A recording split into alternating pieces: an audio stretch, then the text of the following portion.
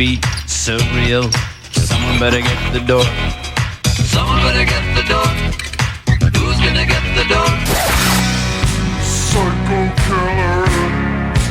Qu'est-ce que c'est? Fa fa fa fa fa fa fa fa fa fa better. Someone better get the door. Who's gonna get the door? Run, run, run, run, run, run, run away. So similar to you, like you said, Sci-Fi Channel. That's all my dad used to watch. He used to just watch Sci-Fi, A&E, the murder shit. And you know the funny thing is, like, I remember that because every time when we were little kids and I go to your house, it was always on the Sci-Fi Channel. My dad was always on the couch laying down right asleep because he worked his jobs. Or like even you, when we'd watch TV and all that, you'd put the Sci-Fi Channel on. I was always into weird shit. So I do remember all that.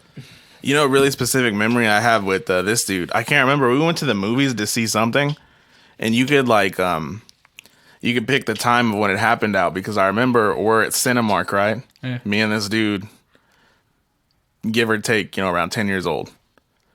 And we're staring at movie posters. And I remember the movie posters on the wall. It was Alien versus Predator and Freddy versus Jason. Like right next to each other. And I remember me and him just staring at him. And I'm there, bro, like a horror fan, just in awe. And I remember like verbally saying like, what a time to be alive. Just hella excited, dude. And he was there. I don't know what the fuck he was doing. He was in ESL classes, man. He just shook his head like fucking Pedro from Napoleon Dynamite. Just. Yes. Welcome to the Death Taco Podcast. I'm your host, Chris. And today my co-hosts are my good friends, Francisco and Jesus. What's up, fellas? What's up? What up? So today we're here to talk about a 2003 horror film directed by Rob Zombie called House of a Thousand Corpses. So, did you guys ever listen to any of Rob Zombie's music? Yeah, I did. Like just the singles, or are you like deep in this shit? Nah, it's just the singles. I never really listened to Rob Zombie. I've heard songs here and there of his, but never knew the names of them or anything like that, so never really got into it like that. But I mean, it kind of is relatable because I heard his songs. He was they were in a lot of horror movies.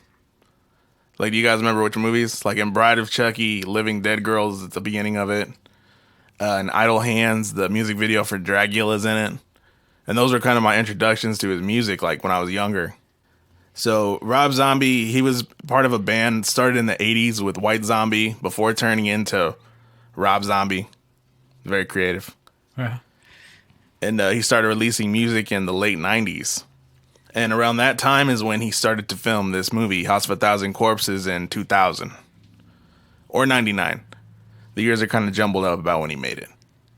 But so you guys are like familiar with his other movies because we talked about that already.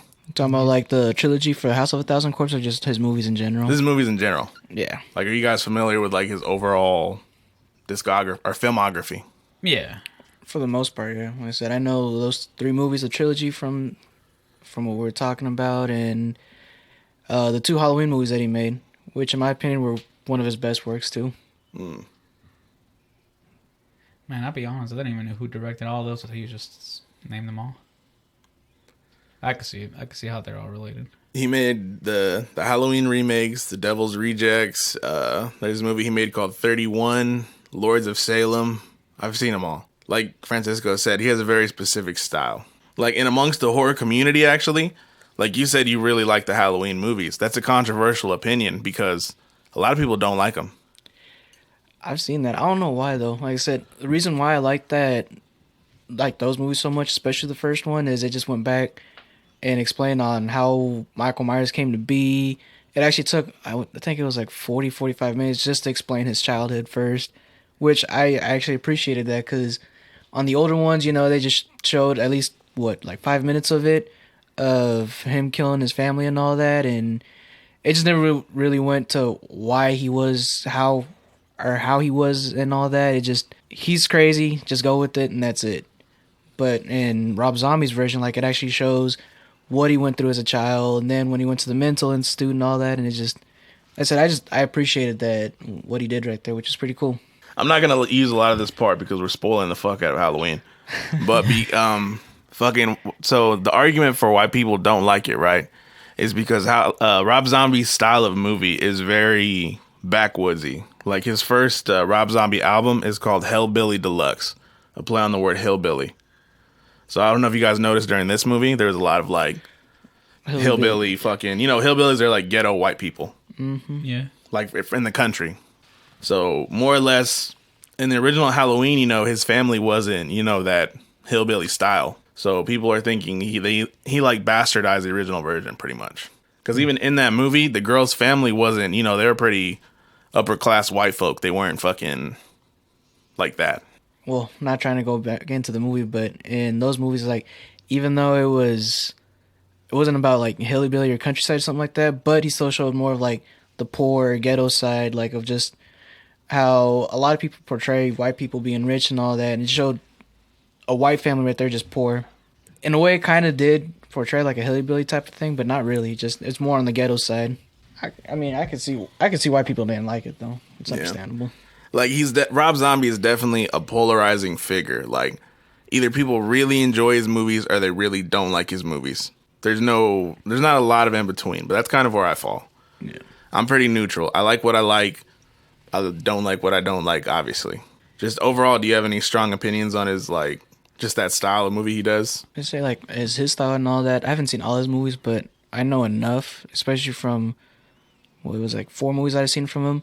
It's like, what I've seen that he likes to play on a lot is, like, just, it's not more on, like, the spooky or scary side. It's just more of a trying to disturb you type of thing. Like, you feel uncomfortable. And I feel like he does a pretty good job at that. It comes back to what we talked about in the last episode. Would you call it shock horror? Would you say what he did was shock horror? Out of the whole entire movie of the... In the House of a Thousand Corpses, do you think this could be considered shock horror? Nah. Or not to that extent? I'll be honest, I didn't get the same vibe as that of the last episode. Because just the name of the title, The House of a Thousand Corpses, and like you're expecting some shit. But I expected people dying, but I don't know. I feel like I got a more disturbance off the last movie we saw compared to this one. I watched a lot of reviews of this movie, and apparently, like I said, he filmed this in like the year 2000, right? And it came out in 2003, but this predates, Saw. This predates fucking a lot of those other movies that were more graphic. Like, people say that this movie was kind of what sparked the studios that, like, a graphic movie could make profit. As like you're saying, like graphic and all that, it's not more of a jump scare type of thing. It kind of gives you like an uneasy feeling, which is understandable. Like I said, that's pretty much why Saw became popular and all that. Like on those, I do feel like suspenseful and all that. So like the uncomfortable feeling that I had between that Saw and this movie, it was completely different. Like on Saw, it was more like you're in the moment, like you're suspenseful, and you just felt uncomfortable, Well, you know who made the first Saw movie, right? I don't. No. James Wan, the guy who made the Insidious movies, the Conjuring movies. I can see that happening. Right. He All only those made movies. that first one, actually. But that first one, like you said, like it's a great movie, just pacing and like. So he's the one who's responsible for that. That's why it's such a classic movie. See, but at least with Saw, all the Saw movies, like there was a little hope, a glimmer that you might get out of it. You might come out alive. This is just like you're dead, and it's even worse death if you continue on. So I don't know. The whole entire thing, I was like, they're fucked. As soon as they got caught, they're fucked. And something I realized that I never do during these podcasts is I never give a fucking synopsis of the movies. A synopsis is like a summary. Like we never say what the movie is about before we give spoilers. So what the plot of this movie loosely is it starts off with like 4, I don't want to say young kids, bro, because they look like they're all about in their 30s. Or am I mistaken? Nah, you're mistaken. I think they're like Are they supposed to be young adults? Yeah, mid to late 20s. So it's about 4 young adults on a cross-country trip trying to write a book about weird back road attractions. And they stumble upon a gas station where a guy tells them about this local legend called Dr. Satan. And they embark on this little trip to go and try to solve the mystery. And they bump into some crazy people. Crazy shit happens. And that's more or less what this movie's about. Anyway, so we're about to go ahead and break down this movie. If you haven't seen it, I recommend you going to watch it and then coming back to this part. But until then, this is House of a Thousand Corpses. So this movie opens up with like a old school TV show, right? Dr. Wolfenstein. And I thought this was going to be like a real thing, like some callback, because apparently this dude's like a big film buff. But no, he filmed the thing. And he's actually in the shot as an uncredited role as Dr. Wolfenstein's assistant. Remember, it's like a dude who looks like some corny ass fucking Dracula character with glasses.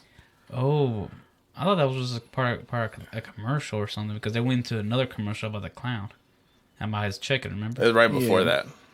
Okay, see, I thought it was just Okay. a random commercial. Yeah, see, I didn't know nothing about that. Yeah, I just thought it was something random.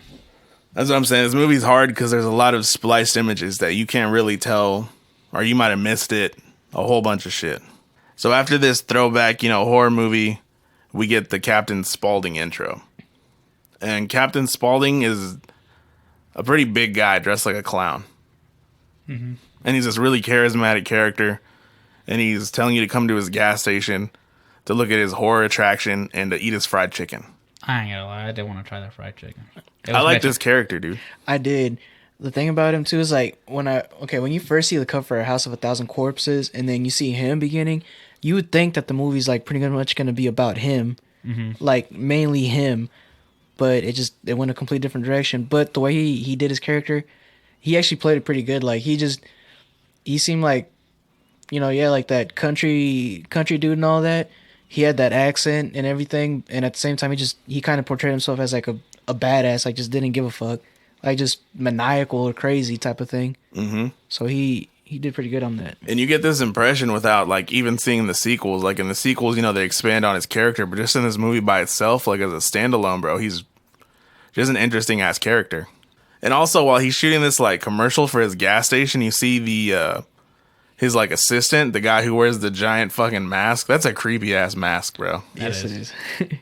So then after this, right, the next shot is at a gas station, and it's October 30th, 1977.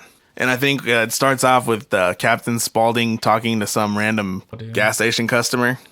And pretty much this is where you get an idea of what the dialogue for the movie is going to be like, because they're kind of just talking about random pervy stuff. Like some story about some guy putting like a toy up his ass. Nah, but so he's talking to this dude in the gas station, because there's like one part where right before, he has to go to the restroom. So he hands him the fucking dopest gas station key of all time. It's like a zombie with the a monkey zombie paw. hand with the middle finger up. And so the dude fucking goes to the restroom. And while he's in the restroom, two burglars bust in. And It's robbers. I say burglars. Yeah. What's the difference between a burglar and a robber?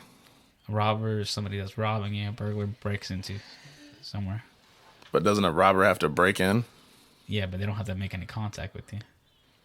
You can still burglar a house with nobody in it, but you have to rob somebody. You can rob a house with nobody in it. No, you're burgling. I feel like we're having a philosophy argument now. Let us know what you guys think. Spam in the comments, burglar or robber. So these two dudes break into this gas station. Or they don't even break in. I mean, now you fucked me up, dude. I don't know what to say. Now I'm watching my words.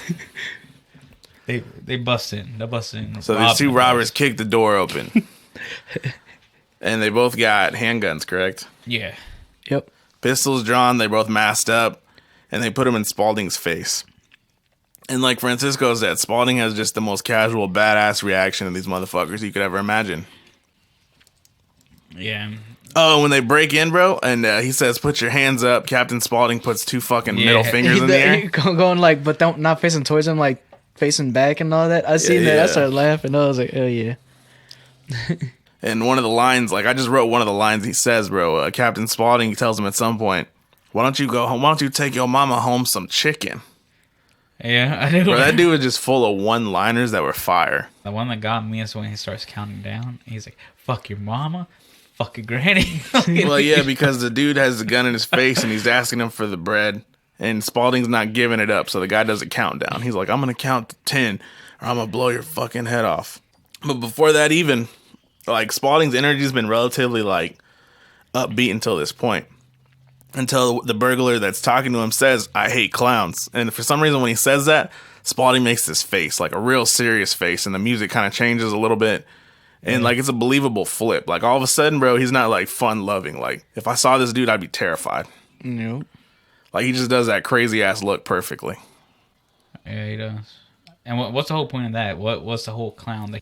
I think maybe like you could argue, I'm probably looking too much into it, that he uses the clown thing as like a facade, like to cover it up. Like it's a mask he's wearing to like hide his craziness. So once you mention that, you don't like his mask, that's pretty much it. I can see that.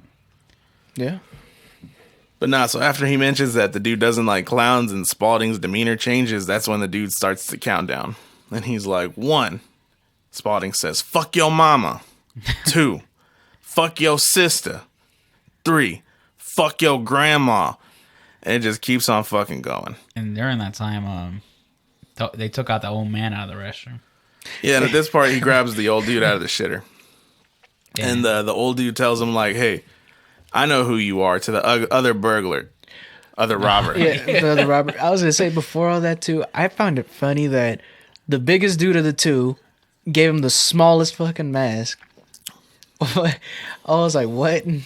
As a man with a big head, I resent that, bro. Maybe they just didn't have any fucking grown man-sized masks. And then like the old man recognizes who he is, and then starts like chanting this song about his small dick or something. And it's kind of made apparent that the other robber is clumsy as shit because he's like tripping over stuff. And this is before he even grabs the old man out of the restroom. And like he said, once the old man recognizes him, he says some song. It's like "Little Dick Wick, Yeah.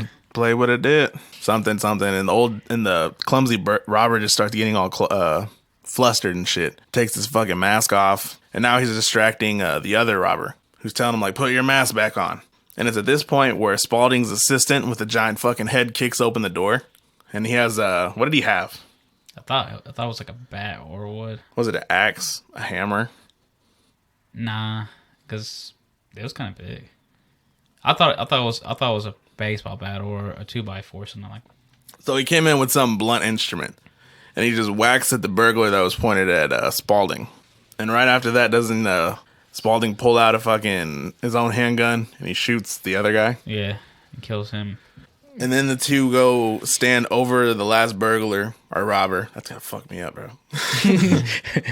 They stand over the other robber, and he says, "Most importantly, fuck you." Don't pieces him.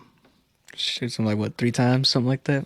I think so. Yeah, it was several times. And then as the credits roll, or the credits start up, you hear him saying, "Fucked up my best clown suit." Yeah, and something I didn't get, and I'm probably it doesn't matter. Was the old man always in that shit? The old man doesn't mention that they killed him off or anything to stay quiet. Or is that even registered to you guys? That It could be a small town thing. Yeah, they probably know how it is and all that. Like, say, for example, if we're all hella close, right? yeah, And some dude does some shiesty shit to you, and we watch you like self-defense yourself. 'Cause that's what this was pretty much, right? yeah, it was. Could you argue this was self-defense? So was this justifiable? Yeah, I can say that. I mean, most people wouldn't. They'd say, justice system, blah, blah, blah. But on some backwoods shit, the wild, wild west, guys. Definitely defending himself. So, I Yeah. mean, like, if I saw you do some crazy shit and you could get away with it, hey, man, I didn't see nothing. That's kind of what I took it as. Like, in this little-ass town, this dude's hella close to him. Why not? Well, yeah, that's the thing too. Is I guess they kind of portrayed it as them being friends too, because he started showing his book like on the picture that he had, and then he was even talking about, he's like, "Man, my name's on." He's like, "I could have traded so and so," and then they started talking about the other guys like, "Oh, he always just plays with himself, this and this." So obviously they had a friendship going on, type of thing. So obviously you're not gonna snitch on your friend, something like that. Yeah, you're right. And something else I forgot to mention is the guy, Spalding's assistant, the guy who wore the giant, like, helmet, had the creepiest fucking laugh. I don't remember his laugh. Yeah, I don't remember his name. You remember his laugh? I can't remember if it's after he hit the dude or after he shoots him. But while the credits rolling, that's one of the last things you hear. Like, I remember watching when I was younger, like, this is terrifying. Because the guy sounds like he's mentally ill. Like, which is just another layer. Dude, as soon as he took off his hat, I was like, that dude's mentally ill. Like, he gives that look. I don't know what was he covered in, like blood or body paint or. It looked like powder. It was white. It's probably just portraying towards the whole clown thing too. So Probably because the whole entire movie he was covered on that. Even when he's outside with the sign or whatever the heck he had. Nah, so after the gas station scene, the credits start up, and that's when Rob Zombie's theme song for the movie, House of a Thousand Corpses, comes on. Song is fire. that song was pretty dope. I liked it. In the credits, there's like these really obnoxious cuts and splices of random scenes with the actors and old school horror movies. Was that what they were? Yeah. It's like old school. I say that was kind of, well, in the intro I kind of understood it, but like I said, going back to what we were talking about, like the cutscenes we were talking about, it's just more of like there is a word for it though. It's like it was a big thing back then. It's like just disturbing images. Like it was weird. Like Spliced. that's what it When you is. splice in images, yeah. Oh, okay. Yeah, that's what I thought it was just in the beginning. I didn't know it was parts of old movies like that. And you know something that like I watch this now that kind of bothers me is, well, I found out that the way where they filmed the movie was at Universal Studios. Like I guess it's a haunted house attraction. So they use the actual haunted house to film it, and the setting really looks like a haunted house. Like it just looks like a haunted house to me. Yeah. Like everything, every prop they use, all of it. And that's even what I wrote down. The credits, there was haunted house stuff and titties. And titties. Yep. Yeah, there was quite a bit of titties. That's another thing with his movies too. Is like it's sexualized a lot too. And it's usually always his chick. Because That's the his- main, the girl baby, that's Sherry Moon Zombie. That's Rob Zombie's wife. Is it? I feel like I want to be comfortable with showing off my wife like that. Everybody's a little different on that, but I mean, yeah, but that's I didn't know that was his wife. Yeah, that's his woman. That's why she's in every single fucking movie.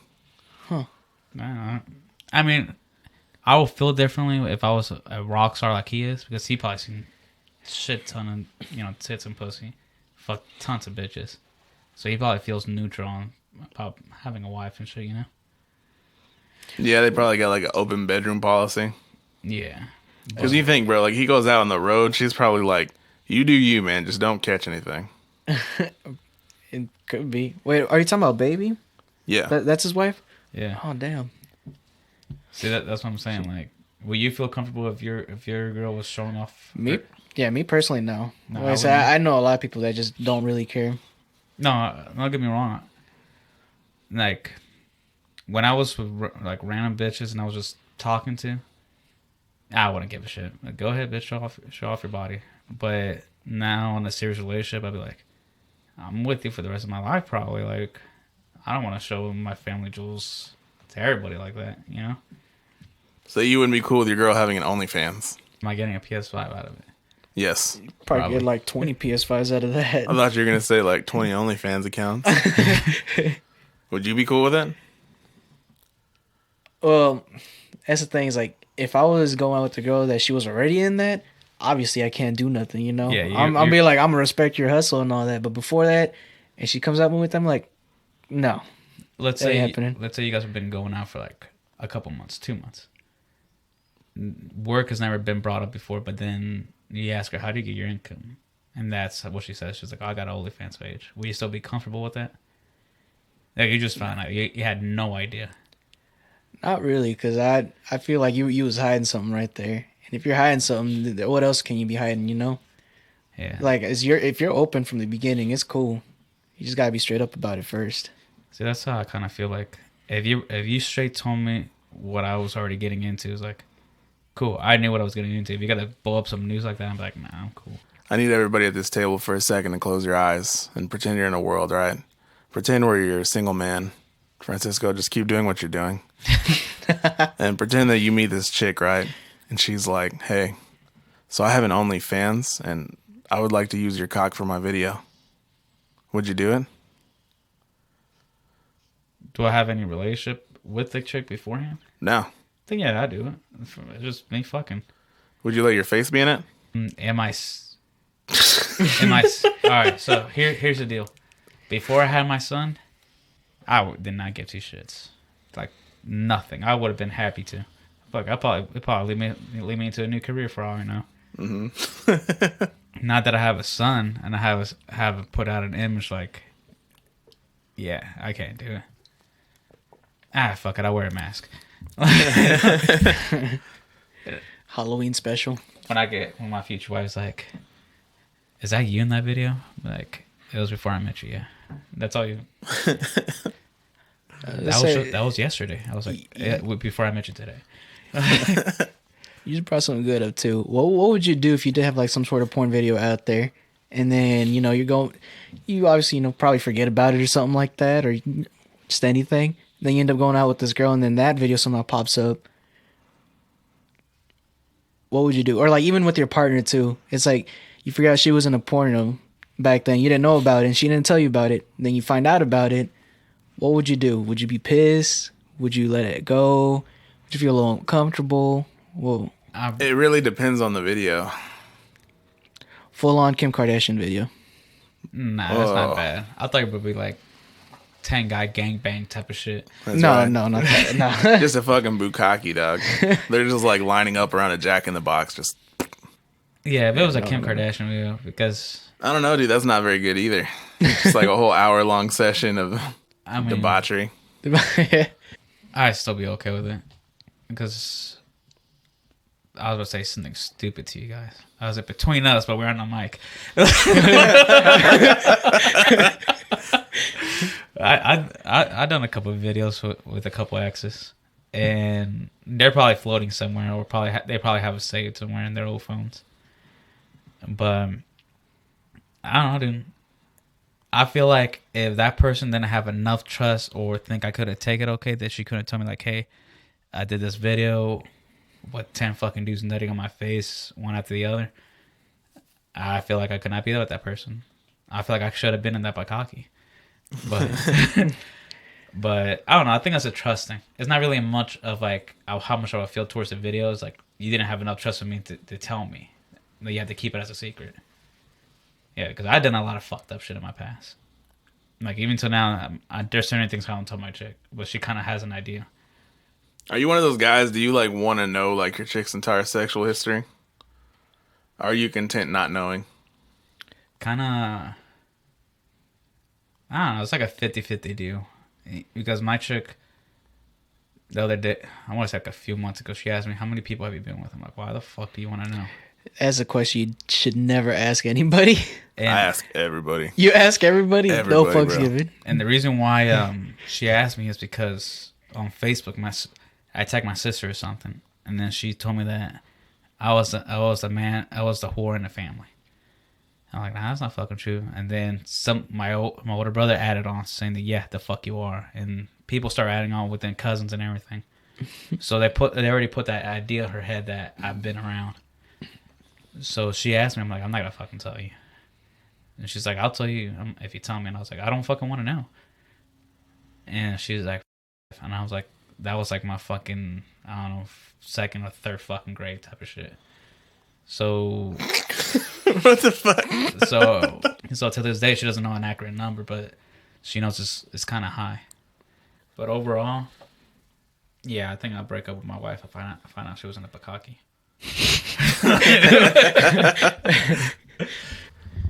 Like, you guys ever thought about being in something like that? About what?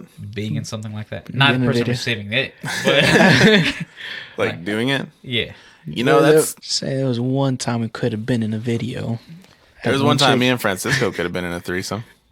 I've been several times where I could have been in a choo-choo, you know? Run a train on a bitch. But I'm like, that's somebody's daughter. I'll go first. Like, I'll just black out the rest of it. I'll just stop the memory right there. so you see those guys are in the actual bukkake and they have like face mask and everything. It's because they're down to do it, but they don't want to show their face. I'll probably be that person to cover their face up. Once after like my 4th, 5th film, I'm like, I don't give a shit. Do you think people would recognize you if you wore like a Robin mask? Like a Zorro mask? That's the only face cover you got, bro. And they're gonna be like, I recognize that mole on this dude. You know? Non-cancerous. I already checked. So, we were talking about the movie. So we were in the middle of the credits, bro. We're still at the very start of this motherfucker. So after the credits are done, for some reason, there's this part. So Chuck drives down the road that says "God is dead" on a billboard sign. Uh-huh. And then we see the car passing that has our main characters. My boy Dwight. Dwight. So that guy was Bill, and the other guy is Jerry. Did you guys know who Jerry was? Have you seen The Walking Dead? Yeah. You know the talk show afterwards, The Talking Dead? Never seen it. I've seen like one or two. The fucking host, bro, is Jerry. The fat dude with the beard and the long hair. Chris Really? Hardwick. Looks nothing like that No. now, bro. It's the same dude, though. Nah, he is. That's why I never recognized That him. blew my fucking mind. So Dwight from The Office and Chris Hardwick from The Talking Dead are the main guys in this movie. Well, I'm actually a pretty big Parks and Rec fan too, but The Office is my shit. Yeah, That's like when I first seen Dwight, I was like, I didn't know how to feel about it because I just always see him as like that goofy character Dwight. That was my first introduction to him, was this movie, bro. So whenever I see him after that, I always pictured, what happens to him. Nah, but so the movie starts out with these 4 young adults in a car, and they're talking about they need gas. And also the character Jerry, he's kind of like scrolling through some magazine, and flashes of the Charles Manson family, the females pop up, and he's like, these Manson chicks are kind of hot. Do you guys know anything about the Charles Manson shit? Yeah, it was like a mini cult, and they were going around breaking into houses, killing these people, and they killed an actual famous actress, and that's how they all got caught up, I guess, in the end. Is he still alive? Yeah, right. Or did he die? Oh, no, he died recently. Recently. Yeah. But he wasn't a part of it. You know that, right?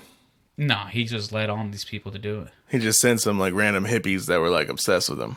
Yeah, and they all said that they were always on drugs. Dude, when They were always on acid.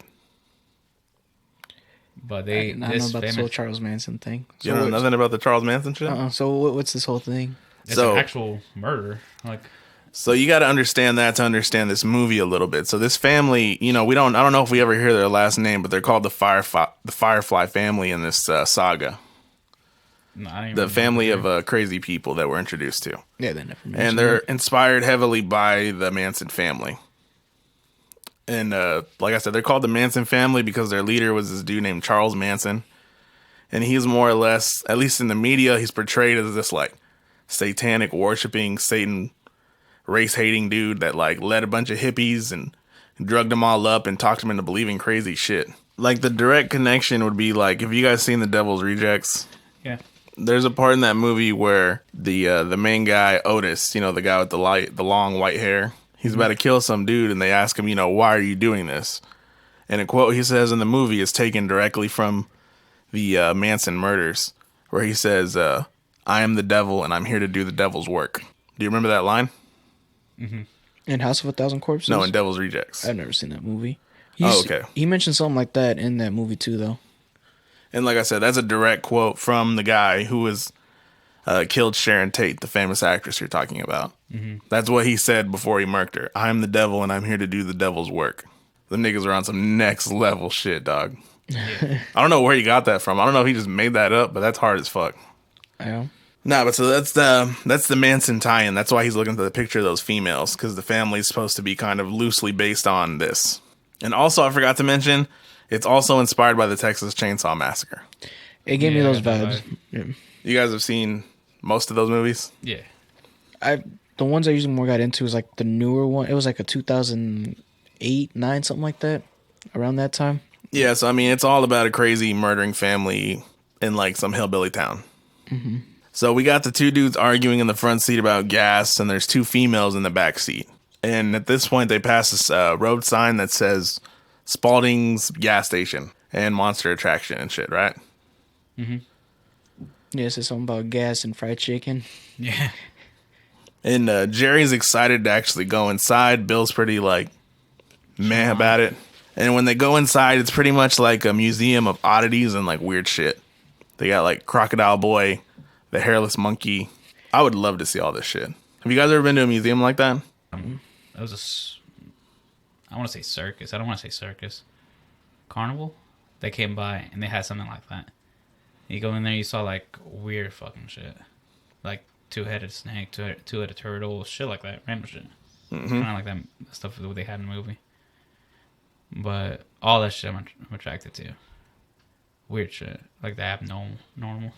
Which is like why I said like, yeah, it's easy to like think really quick. Like, man, these kids are dumb as fuck. I'd never do that. But as a man who's never traveled, I haven't gone up to a lot of places. If I ever got the chance to hit the road and I seen a sign for some shit like this, I'd probably pull up. Without a doubt. I mean, is there something like that though? Like kind of like what he did, like for like the murder subtraction, whatever. Oh, definitely, bro. Museums like that, because like I get the whole Ripley's Believe It or Not. I've been to that, but I don't take that as the same as what he had over there. No, It's like yeah, some next level shit. There's so many like tourist attractions, bro, just dedicated to like serial killers. we're like here in USA or just like In the USA, like wherever like those killers are known for, like on the big cities, bro, you can like ride buses. Buses will take you to like where every murder was, and you can just like stare at every murder location, where the guy lived, shit like that. Yeah, in Hollywood. In Hollywood, there's a famous horror tour. And I always seen it on TV, and I really want to take it. And it takes you to like all these famous places that people just got killed and everything. So in an interview I watched for this movie, Rob Zombie had originally intended for this to be a more serious film, but he said that after he started filming, he noticed that it was like more of a campy movie. Like it was kind of silly. yeah. Yeah, I got that vibe. And I think he obviously didn't know who the fuck he hired to be the two main actors. Like, we're just talking about Dwight from The Office and fucking Chris Hardwick, bro. You fucked up right there trying to make a serious movie with them niggas. Yeah, I was gonna say, The Office before all that was made. That was Office started before that movie, right? No, it after. came out after. Way after. Oh, okay. I was gonna say, because how you gonna put somebody from a show like that into a movie like that? So he didn't know that Dwight was going to be how he was going to be. Yeah. All right, makes sense. And so, like, after the two dudes walk into the gas station, they see all this weird shit. That's when they tell the girls to wake up and grab the camera. And they kind of explain that they're writing this book about, like, weird back roads attractions. Or weird stuff you'll see taking cross-country trips. And that's when Bill starts to ask Captain Spaulding a bunch of questions. How long you been doing this? Blah, blah, blah. Shit like that. And at first, Captain Spaulding's kind of entertaining him. But then he gets kind of annoyed, right? And he asks him, why are you asking so many jackass questions? And again, it's that weird change in tone. He gets really serious and the music changes. And I kind of could tell right off the bat he was just fucking with them. Or did you guys think it was like a legit thing? No, I thought it was a legit thing. I thought it was legit. Like I said, he just played that shit good. Like how Francisco thought. I thought the movie was going to be about him. So I'm like, he's about to rock his shit. So to this point that Spaulding mentions that he has a murder ride.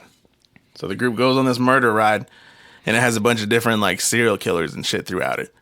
And when he gets to the end of it, that's when we're introduced to Dr. Satan, the character who everybody wants to know about. Or at least in the group, they pique the most interest about him. So after the ride ends, that's when the group asks Dr. Spaulding more about the legend, and he tells them there's a tree that the guy got hung on. And he draws them a map to go find this tree. What stuck out most to you guys about this little part? All right, so during the whole thing, their whole attraction there, it looks like a little ride and they're in a cart. What got me is like, this cart is being pushed by a dude in the back.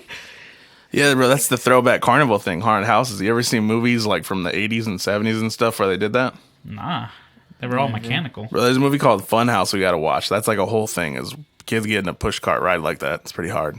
And But yes, then- that's a thing they did back in the day. So the person that's pushing it is that dude that wore the big ass hat, and you could tell like when he's like fucking with that girl's hair, and she thinks it's the other dude. He's definitely Yeah. on that perv shit, bro. Yes, I laughed at that part right there. Like as soon as they got up, he just sniffed the shit out of the back seat where the girls were sitting. Did he? I didn't see He that. didn't. I'm just saying, like, I'm pretty sure that's what happened. Oh my god, I would remember that part. I'm just saying that's what I would have done, bro. He just laid his head there for like 5 minutes till the warmth went away. Yeah, I think that's the only thing I got out of it. And I kind of figured like when they summarized or the Dr. Satan, Dr. Satan. Dr. Satan. I feel like he was gonna be a big part of this movie, and it was. And before that, though, the other murderers that they described, it was Albert Fish and Ed Gein. You guys know who Ed Gein was? So were these like actual? Those are murders? actual murders. Okay, see, I didn't know that. Like, I always wonder if they're gonna do like. Not gonna lie, it's like I thought the other two movies are about the other two that they mentioned in the ride, just never showed. So But so they were actual murderers then. yeah, I know one of them. Not the first one, the one that like to get paddled by needles and shit. I don't know that one either. The other one, he's the actual Texas Chainsaw Massacre guy. That's who the movie is based on. He was a real character that ate people. Also, it was That was based on Texas Chainsaw Massacre. No, like Texas Chainsaw Massacre is based on this guy. There was never really a Texas Chainsaw Massacre. It's just an over-exaggerated part of this guy. But there was a guy that murdered people and ate people. And So I listened to like a 4-hour podcast just on Ed Gein. And he wasn't necessarily a cannibal and a murderer. He was most famous for being a grave robber. Like, he only killed 2 people. I mean, a murder is a murder. Right. But so his thing was he would wait until he had like a mom obsession. So his mom was some big old fat lady. And they think that he might have been transgender, but like in the 60s. So he wanted to be a woman. His mom raised him like a girl. Because she always wanted a daughter, but she had 2 sons. So she picked this dude and kind of treated him like a female. So after his mom dies, he starts digging up bodies in the cemetery that had recently died. Bigger, older ladies. And he'd cut their skin off and he'd wear it. Yeah. That's the Leatherface fucking connection. And also, he'd take their body parts and he'd use it to make like furniture. He'd use their skin to put over lampshades, turn their bones into couches, side tables and shit. Like smaller bones. He would use them as like forks and stuff like that. He'd use their skulls as bowls. And a direct shout out to him is the part in the movie. In this movie, you know, where they open that shed and there's all the females tied up. Yeah. That's more or less what it was like when the cops broke into his house. Just females just hanging. Like, imagine cops just like not females, but body parts. Like, this dude had, like I said, a lampshade made of flesh, skull fucking bowls, cups, fucking like a whole bodysuit, like the bitch's like torso, like just the skin he would put on. But that's Ed Gein.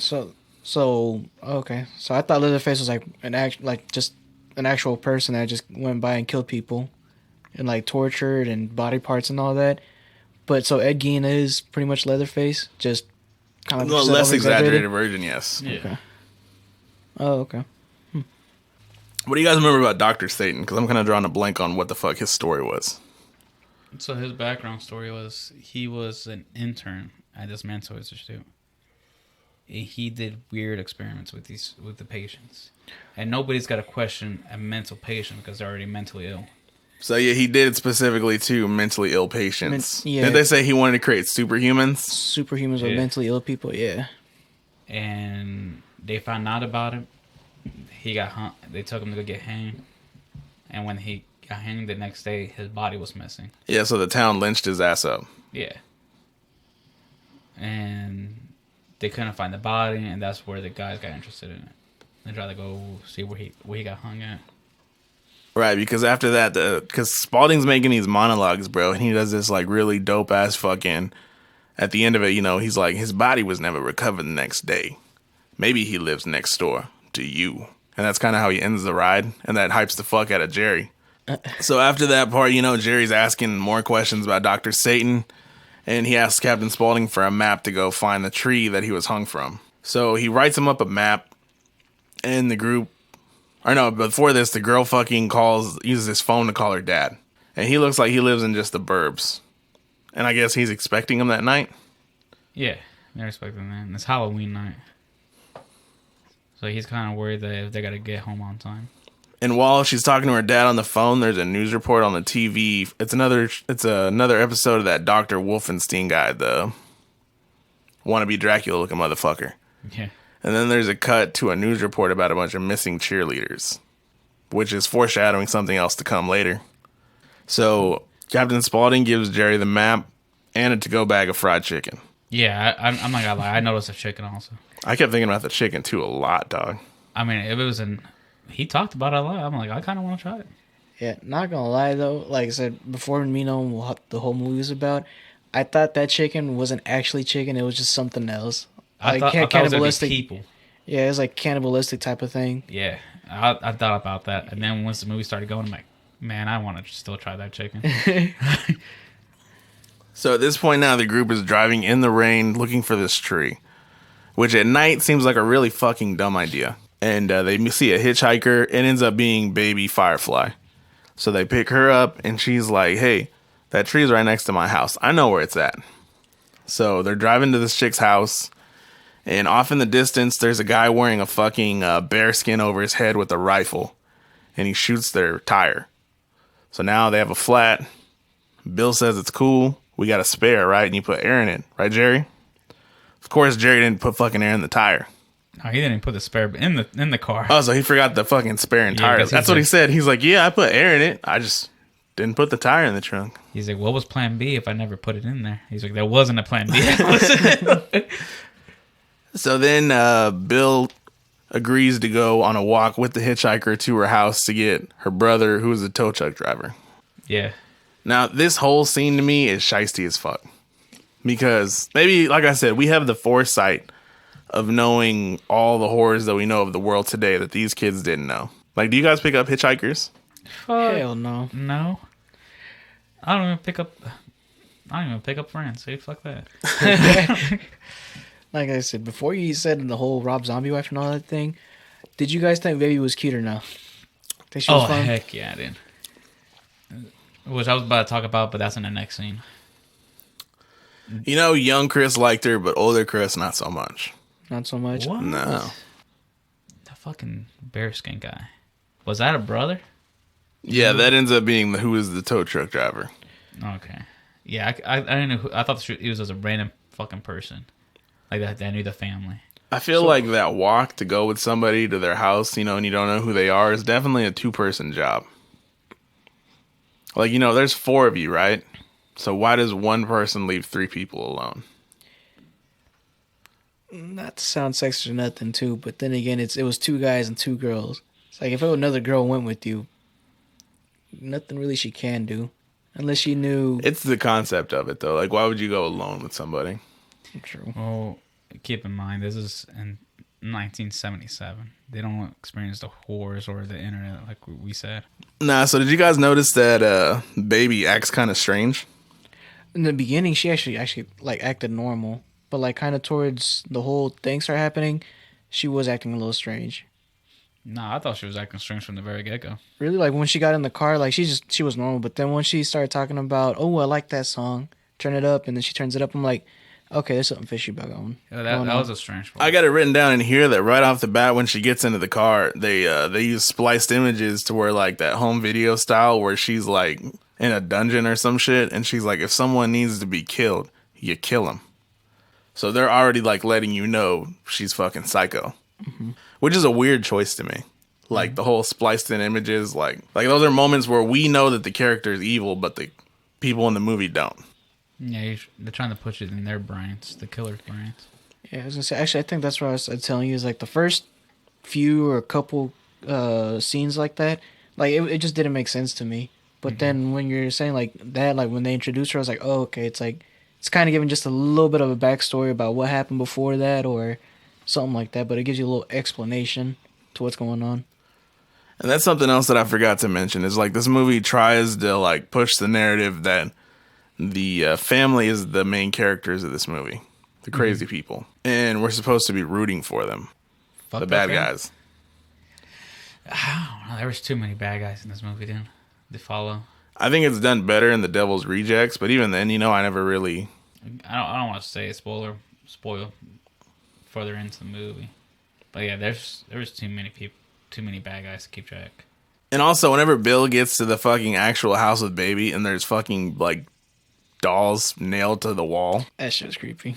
son, I'm punching that bitch in the face and running. Because she straight up tells him like, "Oh yeah, I used to take them apart and then nail them in a wall." I'm like, "Where the fuck's that tow truck so we can get the fuck out of here?" I don't even want to sit in this fucking house with you, bitch. Like, you're creepy. This house is creepy. I'm good. And then she changes clothes, and it's like you could tell like that clothes she probably had for like a while because it's super tight. And it's not like tight that she's fat or nothing. She's pretty fucking fine. No, she's petite. Yeah, she's petite. She's like overgrown for it. Is that? You're really describing this woman's clothes, man. Yeah, it's because that next scene was her trying to flirt with Dwight. And I'm like, yeah, she's about to get fucked. You talking about when you seen like have her butt cheeks? Yeah, as I say that, I remember that scene. I was like, ooh, no booty, but you know. Hey, we take it. Yeah. And also around this part, they use the splice images that you were talking about where the cheerleaders are tied up upstairs. And the guy with the long hair is giving some monologue. And he's mostly talking about like the revolution, privileged people. And I think that's all more like Manson quotes, like what he would preach to like the hippies that were following him. Mm-hmm. And at one point, when he's waiting on the porch with the fucking fucked up looking dolls, she jumps out and she scares him. And he's like, "You scared the shit out of me." And she tells him like, "You ain't seen nothing yet." Yeah, as I say, That's more foreshadowing to like bad shit to come. but I mean, think about it too. Is like if somebody told you that, no matter how naive it was back then and all that, if somebody tells you that, it's like I'm gonna take that as a threat. Like, what the fuck you mean? Well, it's because where we come from. No, but I mean even then, it's like They're from the suburbs where everything's okay. So he probably just thought she was joking.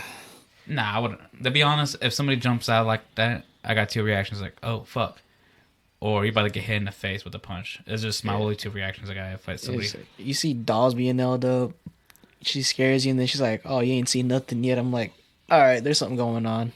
There's definitely like a "what do you mean" coming up after that. Yeah. So then after this, we go back to the car, and the tow truck driver, whose name is RJ, shows up. And we find out he's the same dude who shot the fucking tire. So this movie doesn't hide the fact that the family is a bunch of fucking nuts from the get-go. No, there's just straight nuts from the start. Like, there's no real surprises. If you think about it, were there any surprises in this movie? All right, so that's why I was, Outside of one. Yeah, but that's in the future, later on in the film. yeah, as I say, that's what I'm saying. Is like this movie really wasn't more of a jump scare movie or anything like that. It was just Trying to disturb you. yeah. Yeah, for me, it was like more disturbance. It wasn't gory or nothing. Even though there's a lot of fucking blood and stuff, but I feel like Green Inferno was way more gory than this shit. Well, yeah, Green Inferno is more at the tip of the scale. Never seen Green Inferno. I recommend it. Recommended. Good If movie. you just want to see some nasty shit. If you don't have time to watch it, you can hear it in our last broadcast. That's right. Is it? What do you compare it to? Like Saw? More. More? Way more. Like suspenseful wise or just disturbing wise? Disturbing wise. In terms of graphic, bro, it's one of the most graphic movies you could watch that's like considered mainstream. Yeah, what Chris was saying, when they first premiered this movie, they were handing people bags to throw up in. They were handing out vomit bags at the movie theater. That was like their promo for it. Oh, okay. And I can see why. People were sensitive. Something's It's inspired by an old movie from the 80s called Cannibal Holocaust, if that gives you an idea of what it's about. So, Never seen it, but I'm gonna have to check Green Inferno out. I know I'm watching that. it's on Netflix. It's pretty good. Okay, cool. yeah, so now we flash back to the house after the tow truck driver gets to the car, and Bill's wearing some farmer's outfit. He borrowed somebody's clothes because his clothes were wet.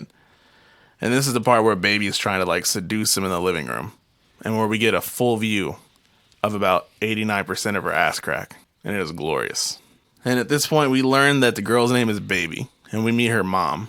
Her mom doesn't ever get a name, right? There was, but I forgot what the Or maybe they give it, but like in the trilogy of these movies, they just call her Mother Firefly, Mama Firefly, some shit like that. Because like I said, their last name is Firefly, but I feel like that's never fucking said in this movie. Not in House of a Thousand Corpses, no. But just for in terms of just so we had a way to describe them, they're just going to be the Fireflies. Mama Firefly. Yeah. I honestly got the vibe that the mom and her were gonna fuck these dudes. Her I mean, mom- they did end up fucking them over. Yeah, It's just not the top fucking. I was say Baby was like very sensual, sexual, and all that, but her mom just beat her in that completely.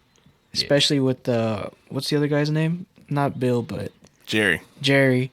How she's all up on him and all that. Serious question. You guys are in the middle of Texas on a road trip. 2 single men. You find yourself in this situation. Are you smashing? Okay. The mom or Baby? Like, all the creepy shit's happened, but now you're in this house, and these chicks are just coming on you hardcore. And you think you're alone. No. I'm gonna be honest with you. As soon as I got that weird feeling with those fucking dolls on the walls, like nailed to the wall, I'm like, my fucking. I don't know. I just would be like, nah, I gotta be aware of everything that's gonna happen. If there was no dolls like he's saying and all that, Baby definitely smashing. Yeah. The mom, but I don't know so much. If the fucking bitches told you, like, yeah, I used to rip their fucking legs and offs and nailed them to the wall, I'm like, ooh, this bitch is crazy. I'm only gonna get dome from her, then leave.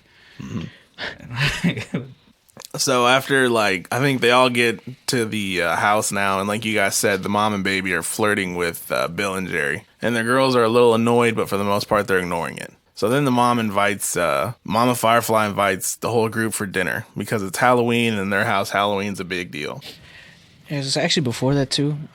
Something actually needs to be mentioned too is since Bill, Jerry, and all of them, they're like people from the city, obviously, compared to some people like them that are like from the country. I noticed that they emphasize a lot on it's like, oh, you're just making fun of us country folk, because even what's his name, Captain Spaulding did the same thing too with Bill over there before the whole ride thing. He's all like, why are you asking all these questions? Like, oh, you think us country folk are just dumb, this and this and blah blah blah. And then when the mom and baby were like, being all sexual and all that, I forgot one of them mentioned something, and then that ticked off the mom. Yeah, ticked the mom off, and she's like, oh, you guys just don't like those little simple pleasures, this and this and blah blah blah.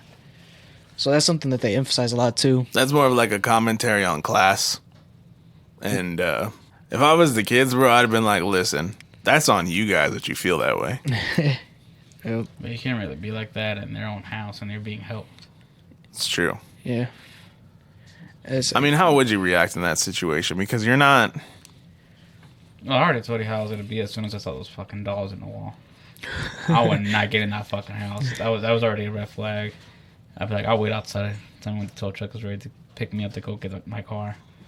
And also, while they're having the dinner scene, there's a flash upstairs to Baby getting ready for the performance.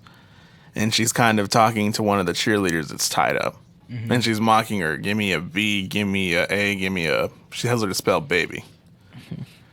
And after she mocks her, the camera kind of pans to the side. And we see that there's a dead cheerleader in the bed. Right next to the live one. Mm-hmm. To just show, the fucked up mentality of this family. And this is while the group is downstairs still eating dinner. You would think, the smell of rotten meat... That shit would be everywhere. Yeah, but you can't really hide that. How can you not smell corpse throughout the house? I was gonna say, because the whole cheerleaders dying, it was it barely happened when they got there. Because even before that scene, they showed Otis and them. It showed all the cheerleaders alive still. So. Well, that's the problem with the name of the movie, House of 1,000 Corpses. If there was 1,000 corpses, that would smell fucking awful. You could probably wind would pick it up. You could probably smell it in the next city or. But you think about it, if they've killed as many people as it's implied that they kill, maybe they know how to do embalming and shit. Do you really think they do? I mean, to have 1,000 corpses, and as much autopsy shit they did, they'd probably be beasts at anatomy. Yeah. So while at the dinner, Jerry starts asking Mother Firefly if she knows about Dr. Satan. And before she answers, that's when we see Otis. And he's holding a jar with a baby fetus in it. And he says, I could tell you all about Dr. Satan. And he tells him that he heard the legend from Spaulding. And he says, Spaulding's a bitch hog, and he doesn't know anything about it. Well, you notice that right before that, Mama Firefly, kissed this fetus that's in the jar. It was alive. Yeah. Yeah, that whole thing was just disturbing, too. It was just seeing a fetus in a jar like that, you're just yeah, this family's fucked up. And before he even comes down, they see Tiny first, who's this 7-foot deformed giant dude wearing a mask. So they're already creeped out by that. Yeah, but he wasn't never always deformed. He got burnt like that. Well, no, he's so big that he had a type of dysmorphia. When people get too tall, their bones get too heavy to support, their bones start just growing weird. Mm-hmm. Yeah. No, I was just talking about in the movie, though, yeah, he was normal looking, I guess. Yeah, then his dad tried to burn the house. They ended up burning him alive. That's the story they tell. And the guy's name is Earl. Oh, I didn't know his name. That's actually, I just knew. That's what she said. She's like, Earl didn't mean to hurt anybody. Oh, yeah. She did. Like I said, I just remember him as Tiny, and that's it. And Denise described Earl the best. That she said he looks like a Resident Evil character. Yeah, he does. He looks like Nemesis, bro. Yeah, he does. He does. He looks like Nemesis with goggles, and he's fucking all covered in shiny blood. Mm-hmm. Which is dope as fuck, actually. But so that happens in a cutscene. Once again, there's cutscenes all over this fucking movie, dude, and it's so hard to talk about because I guarantee we're missing them. But I mean, what can you do? That was just something that I didn't care for. He treated it like a music video, I felt. Yeah. Like you're watching this movie and throughout it there's random music video shots of just like people doing creepy shit. The Firefly family specifically. Like I said, but like I said, at least it started making a little more sense towards the movie. I guess once you're into like the movie and all that, it just starts making a little more sense. Yeah, so like I said, when Otis shows up with the fetus and he says, I could tell you all about Dr. Satan, he proceeds to not tell him fucking anything about Dr. Satan. Yeah. I was like, cool, thanks. Because then Jerry's still kind of pestering, like, okay, I could handle it, tell me. And Otis says that if he told Jerry to stick his head in a flame to see hell, he wouldn't realize that he's got a demon sticking out of his ass. And all the family busted out fucking laughing like it was a fucking joke of the year. Right, but that's more foreshadowing that pretty much the young adults, they didn't know it, but their head was already in the flames as they're at the house. The family is the demon sticking out of their ass. They're already fucked. They were all dead and they didn't know it at that point. Yep. Did you guys connect that? Yeah, I did. I mean, now that you're mentioning it like that, yeah. So after this, the clock on the wall dings and Grandpa stands up from the table and he says it's showtime. Mm-hmm. I didn't like this part. No. No. When he does his like raunchy stand-up routine, because they like put on a show out in their barn or somewhere. I'm assuming it's a barn, I couldn't tell. I thought it was like at a big ass fucking room or like a somewhere. theater room or some shit. Yeah. They put on a show somewhere. There's chairs, there's a stage, there's a spotlight. And then there's like a whole bunch of dolls just filling up the empty seats. Yeah. Right. And Grandpa's doing this routine, and all I remember about it is he says the word pussy about 9 times. Mm-hmm. And he does this like random like screaming and stuff, and it's real over the top, kind of Sam Kinison, but really just fucked up. Yeah, sticking his tongue out. Jerry was the one that was having the most fun out of that whole thing. Right. And yeah, like, I don't know. I think it was supposed to be shot in a way that we're supposed to be disturbed by it, but it was just more annoying to me. Yeah.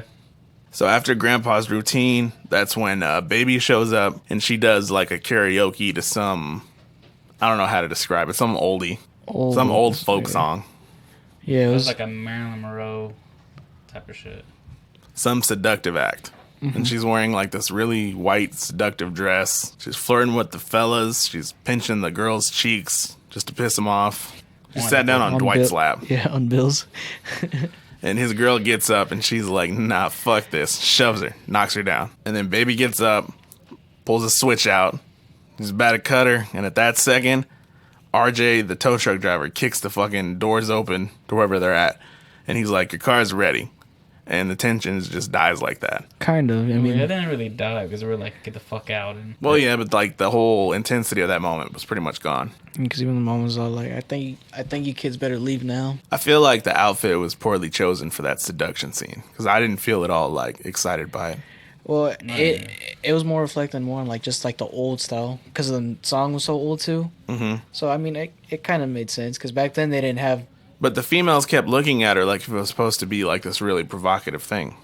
Like their mouths open, like, look at this slut. She really didn't look like a slut. I could get that vibe when there's only like 2 dudes in a room and then 2. You know what I mean? Like, Yeah, who but- you try to impress? It's not us 2 girls, it's these other 2 dudes.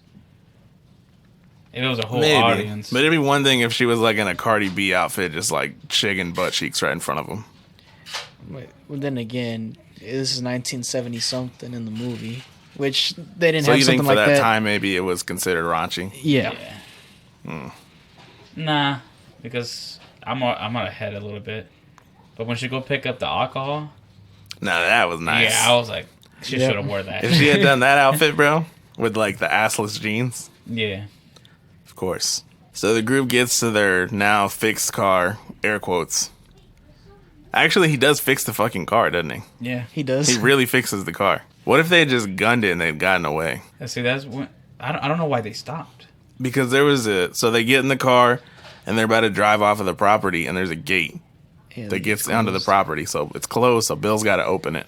So when Bill walks to the gate, there's like, this road is lined with scarecrows. Again, a red flag. How do you miss the fucking scarecrows lining the driveway to the crib? Well, to be honest, I didn't think there was gonna be anything with the scarecrows. I thought it was just a scare attempt, like Right. the dolls on the wall. Especially like since it's Halloween, just Halloween decorations.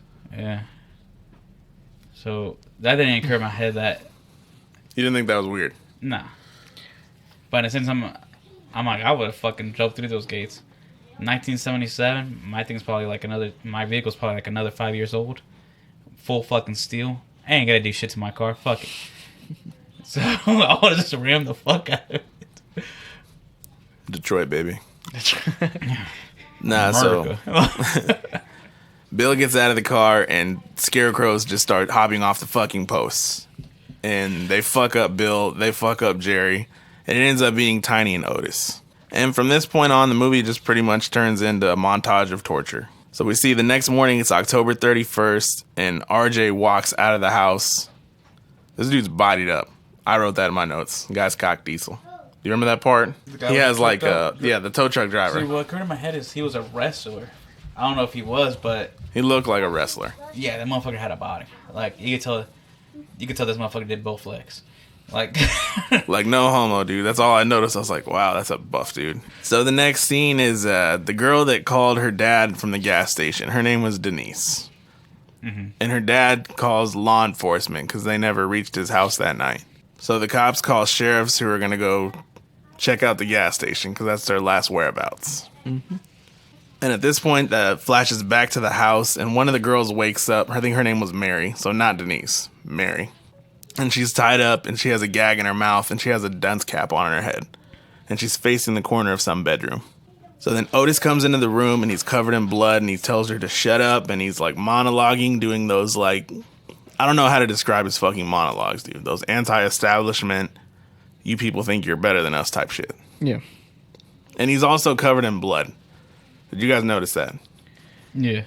I gotta lie, this Otis dude, he was super pale too. Even his eyes were like, It looks almost yellow. yeah, it's like what's that skin thing called? Albino? Yeah, Yeah. so he was pretty much an albino because even his eyes were like just red. You notice that like he had long hair, right? But his muffin chops were just as long as his. Yeah, that wasn't his hair. That was his facial hair. So it's That was- pork chops? Pork chops are long, bro. My guy. Motherfuckers trying to. I don't know. That I could barely grow a fucking beard, dude. Nah, so Otis takes off Mary's gag, and she asks, "Why are you doing this?" And then she asks, "Where's Bill?" And as soon as she asks, "Where's Bill?" his entire demeanor changes, and he's like, Bill's a good guy. He's been a great help to me." And he says, I've had a huge block until Bill came along." And he completely cleared it all up. And that's when, so before he even turns her around, there's shots of like, it's a different camera shot now of that like homemade like grainy ass film, and it's pretty much Bill just getting fucked with. He's tied up. Otis and Baby walk in the room, and they play what the fuck is that song called? Brick House? Yeah, Brick House. They play Brick House while they cut at him with a straight razor, cut his hand off, dangle his hand in his face. And then at this point, that's when they go back and Otis turns her chair around, pulls a curtain, and we see that Bill's been turned into a merman. Yeah, that's the best way to describe it, a merman. Not gonna lie, that scene was a little disturbing. Just seeing him, like how his eye was hanging, his hand chopped off, put in front of him. His Just eye was gets- hanging. One of his eyes was. It was just weird, and then his glasses He were looked messed up. like he was relaxed, casually just sitting there. They posed him pretty good, but the first thing that occurred to my head is like, was there a fish big enough to swallow half his body, or they just chop off his body? What kind of fish would have that been? Look, if you guys were to die, right, and they were gonna like taxidermy your ass with any animal you could choose, which one would you want to be? Fucking horse. A horse. What the fuck are those called, bro? Is it minotaurs? Yeah. You'd want to be a minotaur? First thing they gotta check me out is my first off my body on the top of a horse, and then my horse cock. It's just you saw how fast I answered that shit. Like I already put bro. thought on this before I come in here. That was savage. I like that. What about you, man? I'd have to go with the horse too. So you're Change both your gonna be answer. fucking horses, bro? I'd rather be a horse than anything else. What do you think would be the best one? What would your choice be? I don't want to be like a goldfish. Bro, we're too big to be a goldfish. That would be like the funny part of it. It's just my top half, and then you like really far under me, bro. You just see like the little fucking two baby fins. Looks like a thumb. You Looks gotta like go like it'll- flying. They just paint me gold, bro. It's just my body painted gold with the little goldfish tail fucking sticking out. It'll look like a little wart on you. Yeah. What the hell is that? So we find, Bill's dead. He's been turned into the merman. And his girl obviously flips the fuck out at the sight of this. So the next shop is at Spalding's gas station, where the sheriff shows up to ask him questions about the missing young adults. I don't want to call them kids, dude, because I feel like calling them kids is just fucking weird. Because they look either our age or slightly older. The sheriff shows up. His name is Wydell, and his partner's name is Nash. And the only reason I remember that, because in the sequels, we see Wydell has a brother who plays a more integral character. I just looked up the characters. That dude, Tiny? He's actually like that real life, like the form. Yeah. That's what I was saying, because of the giant, whenever you're giant, it just makes you look funny. It looks like he was warped.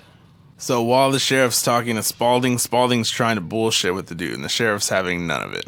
And he tells the sheriff that I wrote the kids a map to the old farm road. So I don't know if that means that I never understood if Spalding was in on it. You think he was in on it? Yeah, obviously. I mean, I'm way, way up ahead, but even like up until this point, like I wouldn't have thought it. Yeah. Up until this point, I wouldn't either. No, he never gave any kind of sense. Because like, again, jumping ahead, it's like I was surprised by the ending.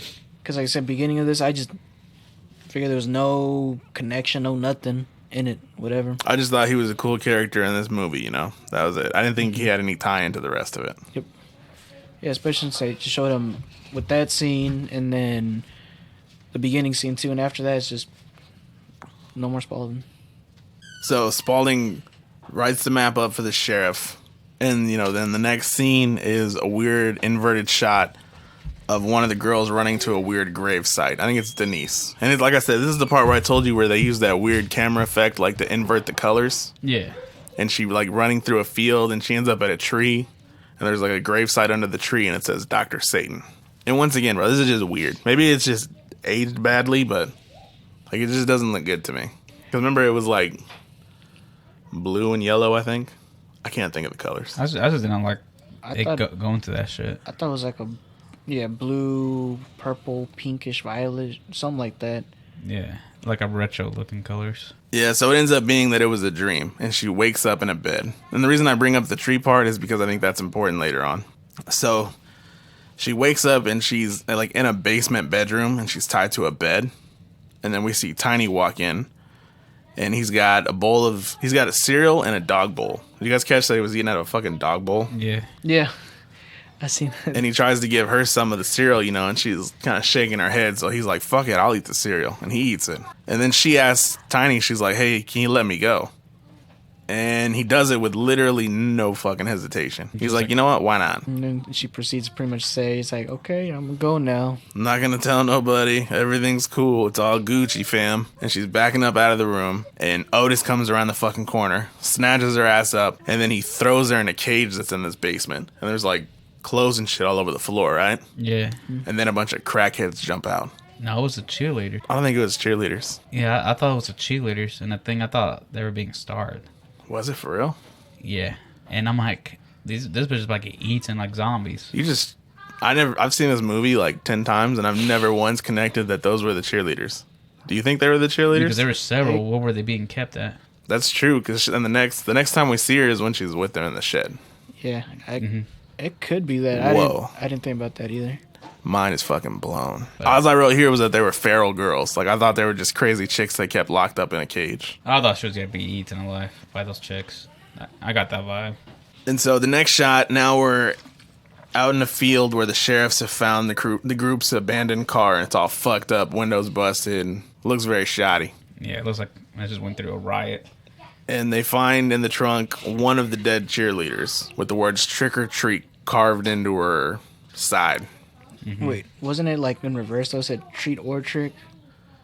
It said treat or trick, I think. It was backwards. Yeah. Well. And the next shot is we're back at the house, and Jerry's duct taped to a rolling chair in a bedroom, and then Baby comes in, and she starts using a razor to cut some of his hair off his head. And she keeps asking, guess a number. He's not doing it. And then finally she says to tell him, who's my favorite actress? And he guesses wrong, and she starts to cut his fucking scalp off. And then the next shot is Otis and Grandpa watching the old TV show The Monsters. And I think the point of this scene was to kind of humanize the characters a little bit. This is like the one time they do that, because it's Otis and Grandpa watching TV. in the grandpa, there's like a part on the scene in the show about the grandpa driving a car. So grandpa in House of a Thousand Corpses says, "Get me behind that fucking wheel." And they're kind of just bullshitting about the TV show, right? Which is weird because that's the only scene of them kind of like not being psychos, right? I mean, yeah, at one point, I think there's some dude tied up. Is that supposed to be Jerry? Yeah. But how? Because his scalp was still there. Because she slit that nigga's scalp off, and the dude tied up is just bald. No, she only took a chunk. It wasn't a complete head. Come on. I know, but even then, she took a big fucking chunk. I thought it was Jerry. No, it was because he was missing. It looked like it was just blood. Yeah. Well, the thing is, I think she probably did. Because, like, I think they're clearly, his head would have been more fucked up than what that scene led on. Because in the scene, it just looks like a bald dude with missing hair. Mm-hmm. He didn't necessarily look like he had been scalped in any a big ass part of his head was scalped. Yeah. But yeah, so Otis, their grandpa, I can't remember who, tosses a knife at Jerry, who's tied up behind him while they're watching the scene. And after this, the sheriffs, Nash and Wydell, they meet up with Denise's dad to go investigate the house. Because apparently Denise's dad was was some type of officer. Yeah, that's what I got off of it. Like he was some kind of law enforcement at one point. And after this is the part I'm talking about, with the random shot of a black guy in front of a shack who's dressed like a farmer with signs all over it, screaming about how everybody's in hell. And also there's something about a skunk ape. A what? A skunk ape. The heck was that? Yeah, what's that? There was like a scene of like another old white dude and some white lady like next to him, and they're talking about that damn skunk ape. Oh yes, skunk ape. You know what a skunk ape is? Mm-mm. It's the southern Bigfoot. Oh, okay. Yeah, he had a drawing of it, right? And then you can see him walking. He's like, I'm gonna kill him or some shit like that. Because apparently there's a lot of this movie that got cut out. Like Rob Zombie had filmed a whole bunch of extra shit they didn't put in. So he just, for some reason, spliced these fucking random images in here that have no like real thing to do with the movie, which is confusing as hell. Yeah. Maybe that was like because they show that when the people are waking up. Maybe those are tourist attractions they drove by. It could be. Oh, you know why? You're right. Because another part of this thing I read somewhere that he had filmed a lot more of like the kids actually going to more like off-road shit as like character development, which makes sense because that would have been kind of interesting to see like other attractions before they get to the stuff. So that's probably what that's from. That's actually you catching that shit again. And so right after this, the sheriff and Denise's dad go straight to the house. Wydell goes to the front door and he tells Denise's dad and the other officer, Nash, to go around back. And Mother Firefly sees the cops pull up, so she goes and she tells Otis about the police there. And Otis gives her a big-ass handgun, and he says he'll handle it like he always does. I don't see how these niggas got away with killing a cop. I don't either. That's why I was like, I thought they were going to try to do something like to push him away, but they just straight up, no fucks given, just killed them. I was like, all right. Well, you talking about the first cop? Where it was like going with Mother Firefly? Well, yeah, because Wydell goes to the front door and he's talking with Mother Firefly. And Nash and Denise's dad are in the back trying to look for a way to be nosy on the property, I guess. Mm-hmm. And they see a big-ass German Shepherd at some point. And Nash was saying before they even met Denise's dad that he thought he would get in his way. But as soon as he sees his dog, he almost shits himself. And he tells his story about how he got bitten by a Cocker Spaniel. And I always thought that was funny. Yeah. And I could tell that wasn't Denise's dad. Like, I don't give a fuck about your background. So right, like he was like a better officer than Nash was, even though Nash was talking about, I hope this dude don't get in my fucking way. So while this is happening, they end up getting to like a shed in the back. And as they're opening it, the main sheriff, Wydell, he's still talking to Mother Firefly, showing her pictures and stuff, right? And she keeps trying to get him out the door. I think she was genuinely trying not to kill him. All right. Because she keeps telling him, like, all right, you can go now. And he's being pretty persistent. Mm-hmm. But, like, they shot this this is one cool part of the movie, I think.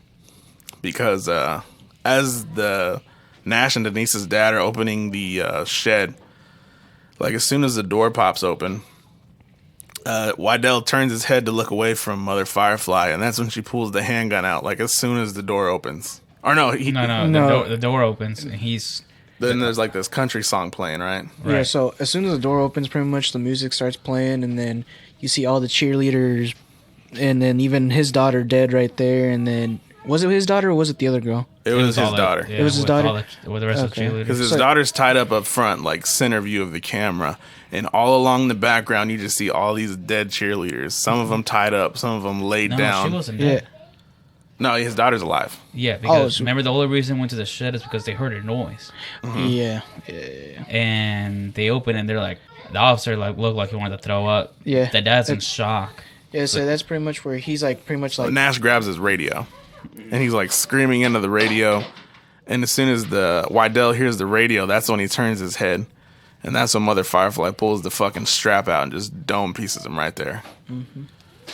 And then we go back to the shed, and Denise's dad is just dipped. Right? He fucking booked it, he booked it. And which he left his daughter strung up, which was weird to me. Did you guys catch that? Yeah, but wait, no, I think there's a that's reason when why he booked it. It wasn't just to leave her. it's because Otis already came out. But we don't see Otis. We just see the dad turn around and run, and as he's running, a bullet hole goes through his chest, and that's when he falls in that puddle. Tube holes. Which I I, must. I think he did see Otis with the gun. That's why he started running. Well, we're assuming that he saw Otis, because we never, for real, there's no, like, visual confirmation of that, at Yeah. least in my opinion. I can't remember. Yeah, I exactly can't what remember. I don't happened. think that was the reason But- why he started running. Though. But I don't think he just ran because of what he saw. Or probably do you think he ran away so he can call somebody or something like that? Maybe to get to, like, the car's radio. Yeah. Well, maybe to go get the car in general, because after the officer saw the bodies hanging, he went fucking useless. Yeah, because he tried to pull his gun out, right? But Otis was already there. Yeah. So this is what I imagine. As soon as he saw his daughter hanging, he went to go get the fucking car because she was still alive. And then at the moment when he started running, he got fucking shot like Boys in the Hood, and just blasted. He got shot like Ricky, bro. Yeah. And then he dies. And the next scene is when Otis comes out and like disarms the officer. That's right. And they're talking and he's saying stuff, but this music is still playing, and all like the audible, them talking is completely muted, so you just see their mouths moving. I hated that. You didn't like it? So much. Because it's from a distance, and I thought the damn movie fucking froze. It's Right, because Oh. he talks Nash into getting down to his knees, And and then he walks up to him and puts the barrel right at his head. And this whole time there's no sound, and the camera kind of pans out really far away. And then there's about a minute and 30-second pause. it's about a minute pause. I was like, because I even had to check too. I was like, did my movie freeze or something like that? And And then, like I said, the music's still playing. It gets quiet, and when the music stops playing, they're still in this, like, frozen position of, like, Nash on the ground and Otis with the gun pointed at his head. And the sound of the gun shooting breaks the silence finally. And there's, like, a little pile of dust in the dirt behind him that kind of poofs in the air. as I say, I that's the only thing I didn't like about that movie. Is like I just didn't see the point in having that scene that long, like specifically that scene. I think that was a reference to his music video thing. That was, like, legit just a music video. He did that in his music videos, and Well, no, I can just picture it, like, him being like, this song is really dope, so I'm just going to blast this shit for this scene. Yeah. After Nash gets dome pieced, now we go to a liquor store, and it's later in the evening. And the liquor store is called Red Hot Pussy Liquor. And this is the part where Baby's wearing the jeans with the butt cheeks cut out. And she goes to buy liquor from the perviest fucking liquor store clerk you can imagine. And in this part, there's more spliced images of, like, her dancing, like, in lingerie and shit. But also another image that it cuts to after this is Otis skinning somebody. Cutting off a face, cutting off a torso. And maybe I just wasn't paying attention enough, but I couldn't tell that this was Denise's dad. See, I knew it was. Like, right away? I didn't know who it was. You didn't? I thought it was the dude that got scalped. Jerry. Yeah, I thought that was him. I thought it was just some rando dude. I just assume they have bodies all over this fucking crib for him to do whatever with. There's another scene that I'm like, well, how the fuck would they know that? But that's the next scene. No. So Otis skins his body, and meanwhile downstairs the Firefly family's wearing costumes and celebrating, and all the kids left survivors, Jerry, Mary, Denise, They're in rabbit costumes, bound in the middle of the living room. So then Otis walks to the top of the staircase wearing a hooded robe, and he just pretty much starts chanting, "Who's your daddy?"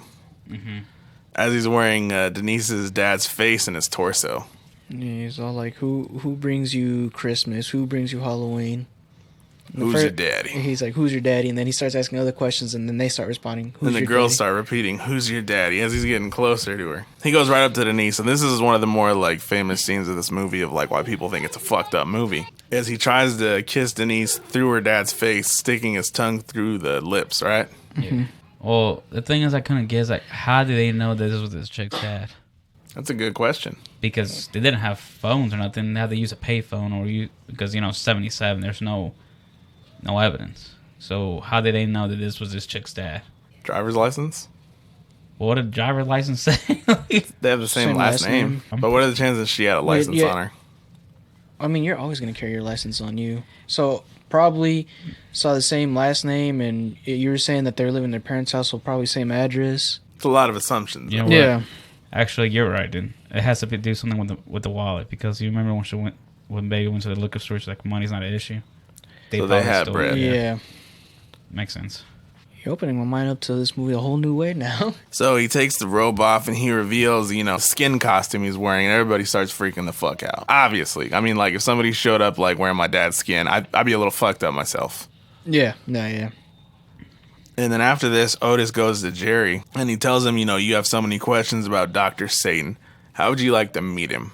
That is, like, some next level, like, torture shit, right? Yeah. Yeah, just think having the idea of your dad being skinned like that, and then... Now, I don't know if you guys noticed, too, but he even had that bullet hole, too, right there still. I didn't even Yeah. catch that. Yeah, he had all that. I was like, damn. You know I that was old like, man was tattooed. He was tatted, too. Fuck Yeah, was that? tats? Yeah, it was like a tat right here. I can't remember what it was. Military too. Was it? Yeah. Either way, though, it's like... So the next scene is now it's nighttime and the fireflies and the kids are walking into a field. The kids are still in their rabbit costumes with their hands bound. And they're kind of leading them somewhere. And the next scene we see is Tiny cranking a lever and a giant box is coming from the hole in the ground. It's a coffin, I think. And Jerry starts begging for his life as they see the coffin, and Mother Firefly kisses him. She like leans this motherfucker back and does like that classic fucking romantic movie kiss. That's where I kind of laughed. And then she, kind of lets him stand back up. And old dude RJ picks this motherfucker up, No. holds him. Before that, she's like, just drops him. Just lets him drop when after that sexy kiss. Like, Oh, is that why he picks him up? yeah. Well, he just drops him, and that's why I started laughing. Like, this bitch just let him drop like that. And then he was like, get in the box. And then he don't want to. That's when RJ picked him up. He scoops him up and puts him over his head like he's about to do a fucking power bomb. Yeah. Drops him in the fucking coffin. That's an idea how strong this dude is. Like, he picks up a full grown man over his head like it's nothing. Mm-hmm. And then after this, Mary manages to break free, and she starts running. And I was actually, like, hopeful that this was going to work out. Or did you just assume she was fucked as soon as she No, I started assumed dipping? she was fucking. Yeah. Like, as soon as they got to that place, there was no hope. Because, well, unfortunately, we find out Mary kind of runs like Forrest Gump, before he took the leg braces off. Just clumsy as shit. And Baby gives chase to her. And Baby catches this bitch alarmingly quick. And as soon as she tackles her like fucking Marshawn Lynch. Even though Marshawn Lynch is a running back. Yeah. You know what I'm saying? But I'm thinking of that Drake Smile Now, Cry Later video. Yeah. It looks just like that. She just comes out of the fucking nowhere, bro. It just spears her ass like Goldberg. And immediately just starts shivving the shit out of her. And after she kills her, obviously, from stabbing her. And she does her trademark laugh. Something I was wondering, have you guys ever seen a character like that before? Or did she create that persona? Just a character in general. Like almost a childlike, very seductive, baby-voiced psycho, right? Like, is that like an original thing? Because even that laugh, bro, that laugh is iconic. That, like, I feel like that's been mimicked. Like, I might have seen that in some other movies, but I think she was the one I saw do that first. Yeah, because I'm trying to figure out because this movie was made, what, you said 99, 2000? Yeah. Because what were the big names before that? It was obviously Friday the 13th, Nightmare on Elm Street, Halloween. No Scream. big movies. That's what I thought, because it's definitely iconic, that high-pitched laugh to me. Like, that's one of the main things you take away from this movie. So now Mary's dead, and it's just Jerry and Denise. And Jerry's already in the fucking coffin, just knocked. So Denise gets put into the coffin next, and they start to lower it into the ground. And they shut the lid to the coffin, and there's a giant cross, like, carved into the lid of the coffin, correct? Mm-hmm. And then the door, the hole that they're going down into, it had, like, hatch doors. And they shut the hatch doors over as the coffin's being lowered into the ground. And it looks like they go about 20 feet in. Is that a safe guess? I feel more than that. You think even more? Yeah. So 20 plus feet. Yeah, so not gonna lie, when I seen that coffin go down there, I thought they were just gonna be buried alive. I did Type too. of thing. Until I saw water, I'm like, what is water doing? Yeah, because the coffin stops just over some water. And then at this point, we see someone that's still outside the hole. One of the members of the Firefly family turns on a tape recorder, and a little mini trapdoor opens. Mm-hmm. And they start to lower. Is it just the recorder, or is it a lantern too? A lantern. Lantern. So, So I a think lantern and the recorder. And the recorder's playing like some slowed down satanic chant. I say, did you ever, or I don't know if you were able to hear, but did you ever understand what it said or anything like that? No, did you? I wonder if there is something behind that too. I'm sure it's the Evil Dead thing, bro, where like it's just some vague, creepy Latin. No, it wasn't Latin. It was English. It was English? Yeah. You sure? Yeah. It was English. I just couldn't. I didn't pay much attention to it.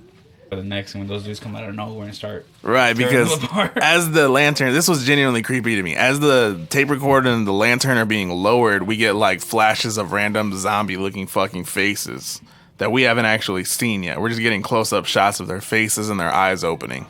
And so, like I said, we're getting close-up of these like zombie faces, and then they all burst out of the fucking water, and they just start tearing the fucking coffin apart. And they only caught my nigga Jerry. Well, the thing is that got me surprised. I thought it was just gonna be one zombie down there. I got I was gonna say, I guess that's where the whole name House of a Thousand Corpses came from. But my question is, why did they go just for Jerry and leave the girl behind? Nah, they ignored it, bro, because she was just sitting on the coffin still. Mm-hmm. They tear him out, and then we don't really see how she gets out of the fucking coffin. We just see her on the tunnel next, because she's not even wet. But we don't even know if he died or not. Like, it doesn't show if he gets killed. I think it's safe to assume he was dead because they were like zombies type of thing. So they probably ate him or drowned him on there. Well, I don't want to go up ahead. I didn't call them zombies. I called them ghouls, because so far in this movie, we don't know if the lore really has zombies.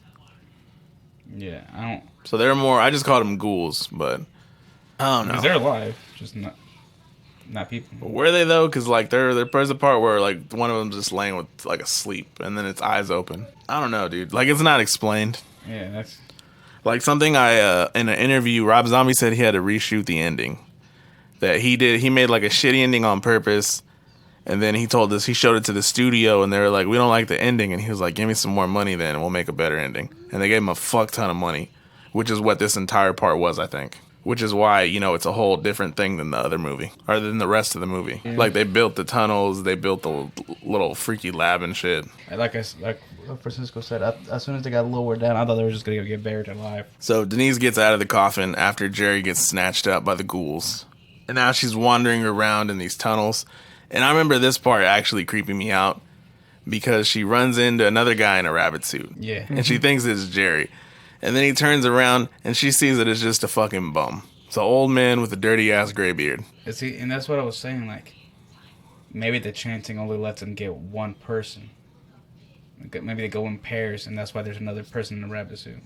Nah, so Denise, though, is in this tunnel. She sees a homeless dude in the rabbit suit. And she kind of starts to back away from him because the guy looks creepy as hell. And she bumps into another old fucking naked dude.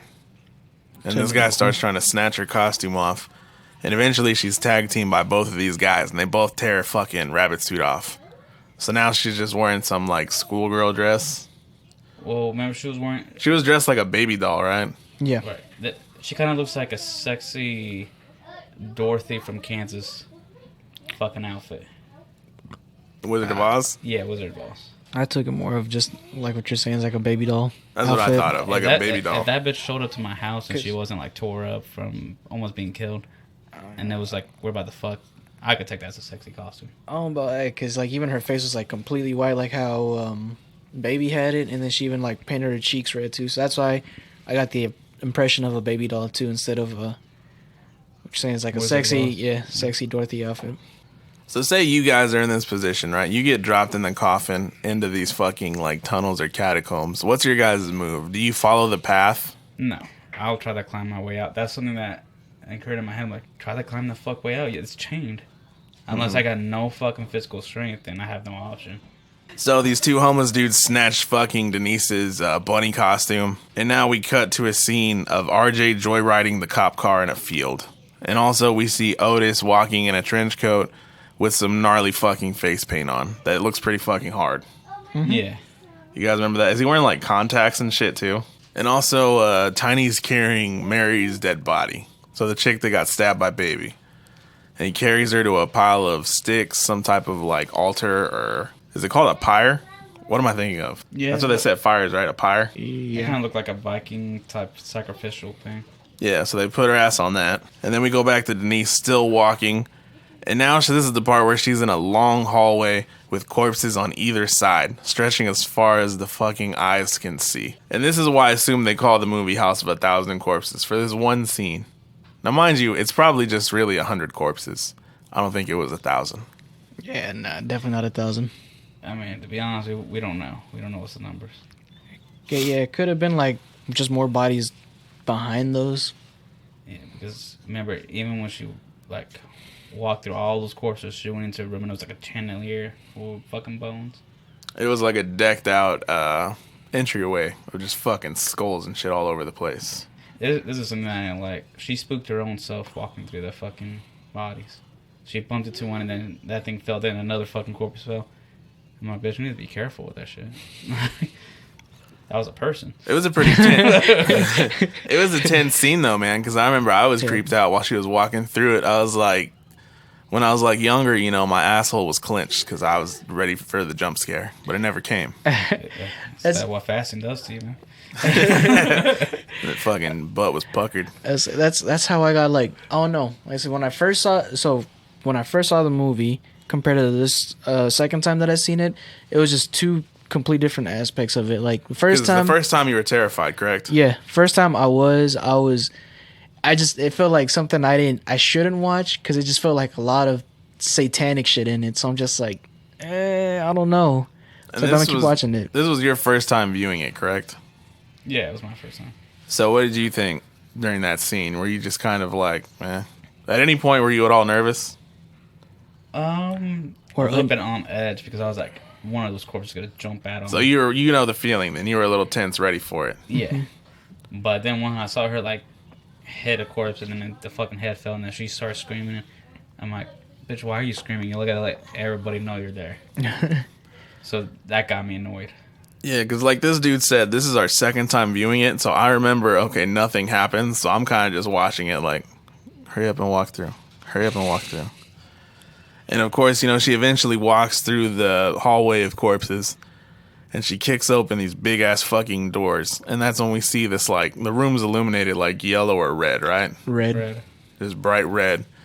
Skeletons, skulls, bones all over the walls and shit. And then she looks off to the side, and there's a guy who looks like a zombie gimp. Yeah, he definitely looks like a Resident Evil character. Or a Silent Hill character. Or it's like, yeah. And he's got, like, he's holding onto a chain, and he starts pulling a chain, and it opens up another set of double doors. Well, the first set of doors she kicked in, they closed right behind her. Yeah. Yeah, so actually before that, that's where you do see Jerry, right? Yeah, once the thing pulls the chains and the doors open. That's when you see Jerry? Yeah, You because see now him again? Yeah, he's on the chair. He's the one being He's the one being operated on. Yeah. Because we see the first thing she stares at, it's like a waiting room. And there's all these like fucked up looking dudes wearing like random medical equipment that you see in like insane asylum movies. The best way to describe it. Yeah. Like the cage on the head and shit. Their faces are all kind of deformed. And then she looks over to the side.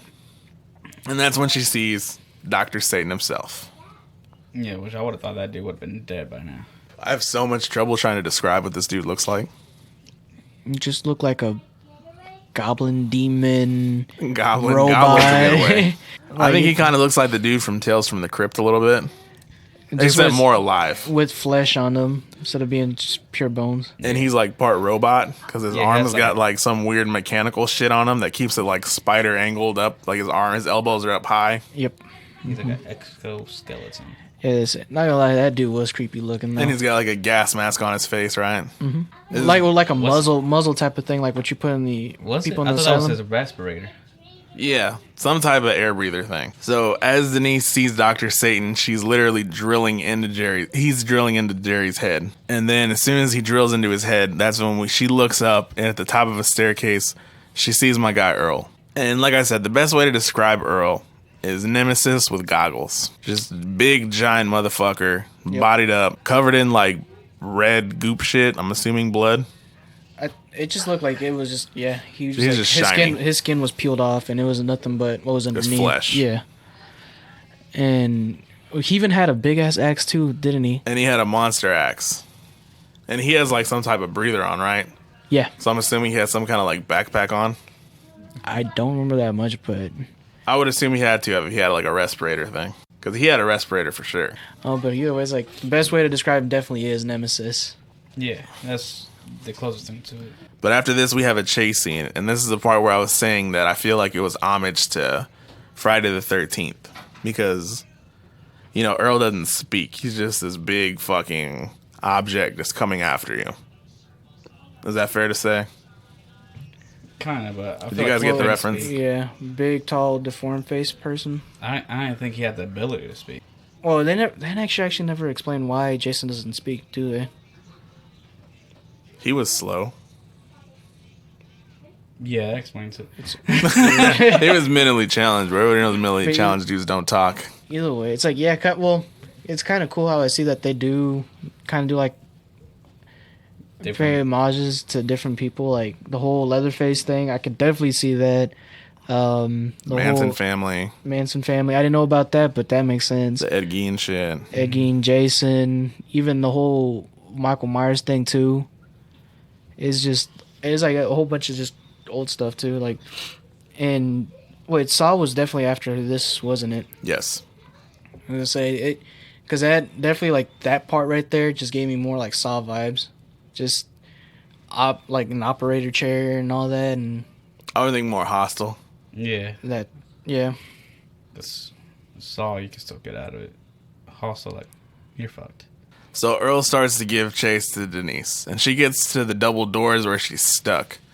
And my guy Earl swings the axe, and he breaks the fucking door open for her to escape. Correct? Yeah. So she gets more down the hallway. Now she's running through the corpses. And she eventually gets to a dead end somehow. And then we have this camera shot of just Denise's face as Earl rounds a corner behind her and he's approaching. And it's at this point, she turns around and now they're looking at each other. And this is where he takes the respirator or the mask thing off. And here we see, folks, Earl has an asshole for a mouth. Yeah. And it's Was it for real? It was an asshole on his like, mouth. It was just a circle mouth. A And it was circle with like spitting out. pus coming out. Yeah. I don't remember that. There's- I feel like I missed that thing. Yeah, that's And why his tongue comes out too, right? you could barely see the tongue, but that's why I was saying that he even have the ability because he didn't have a mouth. He had a butthole. Yeah, as soon as he took it off, that was all. That's what I typed. Earl has an asshole for a mouth. Yeah, I can't. I probably like looked aware I was doing something on my phone, but I don't remember that. Yeah, and here we find out that Earl could never be a professional fucking baseball player because the dude takes another fucking swing with the axe, bro, and he nowhere near this bitch, bro. He only hits the one thing in this tunnel that could collapse the fucking tunnel. He hits the one pole that's apparently supporting this entire fucking structure. That cuts the beam in half and just And the entire roof collapses only on him. On some fucking Three Stooges shit. And both, as far as we know, they're both just unconscious. It knocks them both out, as far as we know at this moment. And so Denise wakes up, and now it's no longer night because we see light coming in from the top of the tunnel onto Denise's face. And then we see Earl laying on the ground, still unconscious. So we presume that he's dead. So now she climbs out of the tunnel, digs through grass. She gets out. It's daytime. She's walking around looking all fucked up, and she runs into Captain Spaulding driving a fucking convertible. which a pink convertible, which was like, oh, that's a random ass car for this dude. I think that fits his swag, bro. It does fit his way. I can see it. Does it? I can. But then again, for like a dude out in the country, I would have thought this dude would be driving a pickup truck. clown car. How dare you? Nah, so Captain Spaulding picks her up and he's like, we're going to get you some help. Everything's going to be all right. Lay your head back. And this is another iconic moment, is where she's laying her head back and they're just driving down the road. And then Otis rises up like the fucking Undertaker from the back seat. And he looks at Spaulding and then he looks at Denise. And then you see him lift his arm up and there's a knife and he's about to plunge it down into her. And then there's a cutscene before that. And now Denise is back in the operating chair with Dr. Satan, with Earl standing over her also. And she's about to get operated on. And that's the credits. It just says the end. And it says the end with the question mark. Yeah, like, okay, so that's the thing is too, is like, if I were to see that movie, before Devil's Rejects and all that movie, like all the other movies came out to where it ties in that they're all together and all that, like I didn't know if Otis was just back there and without Captain Spaulding, without knowing it, or like they never really elaborated that he was part of that family. Yeah, because at the time when I saw it, I thought he was going to kill Captain Spaulding too. Because like there's nothing that would link the two. And especially how Otis talked about Spaulding too. That one time he said when he mentioned about all you heard it from Spaulding about He called him Satan. a bitch hog. Yeah, it's like you just never knew that they were tied together. Yeah, without the power of hindsight, it's hard to connect them. Enough where this psycho family won't kill this dude. And then in the beginning of the movie, this dude's just like psychos of the family. Yeah, but as opposed to the rest of the family, like the rest of the family looked like they were killing for pleasure, whereas Captain Spaulding kind of killed like in self-preservation. Well, that's what we got. That's what we got in mind. But he's just working at the gas station. We don't know how he is outside the gas station. Because enough where this dude has an attraction for serial killers and everything, and a ride for them. Now that I think about it, even in the sequels, doesn't he kind of like, he doesn't really do that thing? You've seen the Devil's Rejects, right? Yeah, but it's been a while. Oh, okay. Well, I remember in those even, like, he didn't have that same, like, pervy attitude the other two did. Well, the argument, right, that I've read reviews that people say that the whole purpose of the shot when Denise is having a dream, remember, where she runs up to the Dr. Satan tree, and it's, like, weird inverted colors and shit, and there's a gravesite that says Dr. Satan, and she wakes up. Yeah. That the purpose of that being put in was to show that she could be dreaming the entire Dr. Satan part up. Oh, like none of that actually happened? Like, none of it actually happened. Like So the is that whole- that's why it says the end and then the question mark at the end? Well, no, it's supposed to it leaves it up to the audience to wonder whether or not, which part she dreamed of. Did she dream up escaping or did she dream up finding the lab in general? Because obviously she had a dream about Dr. Satan, right? So she's scared of the motherfucker. So maybe she never even escaped, the Firefly clan in general. That whole scene with the catacombs was just a bad dream. Like, that's why that scene was put in there of her having that dream. Which is an interesting question. For me personally, I like the ending. Like, the whole ending part, like, where she goes into the catacombs. Like, homeless sorry. dudes, fucking Hall of Corpses, Dr. Satan lab. That shit was hard as fuck to me. Yeah, I actually like that too. Not gonna lie, for some reason, I don't know why. I just don't like the whole Otis being in the back seat. I don't know how I feel about that ending, that part. Like, if they would have done something a little extra with it or just make it a little creepier, then yeah, but... I feel like there was no need for it. Yeah. There wasn't any need because she ended up with Dr. Satan's operating table anyway. She passed out. Mm-hmm. Like, But wasn't that scene that he was gonna stab her? Yeah, before that, and then it just jumps into her being in the operator seat. Or operator's chair. So maybe she was dreaming. Maybe she was being operated on and she was dreaming that she even left and she was getting killed again. I could see that. Possibly. But I mean, this comes to question, like, I've never seen a movie that does what this one does in terms of, everybody's heard of the concept of the anti-hero, correct? Deadpool, Blade, Oh yeah. Yeah. like characters who do shit, that a traditional main character or hero wouldn't do. And you're supposed to root for them even though they're doing fucked up things. And for me personally, bro, this movie, I didn't root for anybody. Like the way they wrote the characters, like I said, I think he implied that we're supposed to be rooting for the Firefly family by the end of it. We're supposed to be excited to see them murking people. So does the Firefly family work for Dr. Satan? Are they all related? Or... Because it kind of seemed like they were sacrificing these people for him. Because Or- even then they were scared to even lower anything underneath.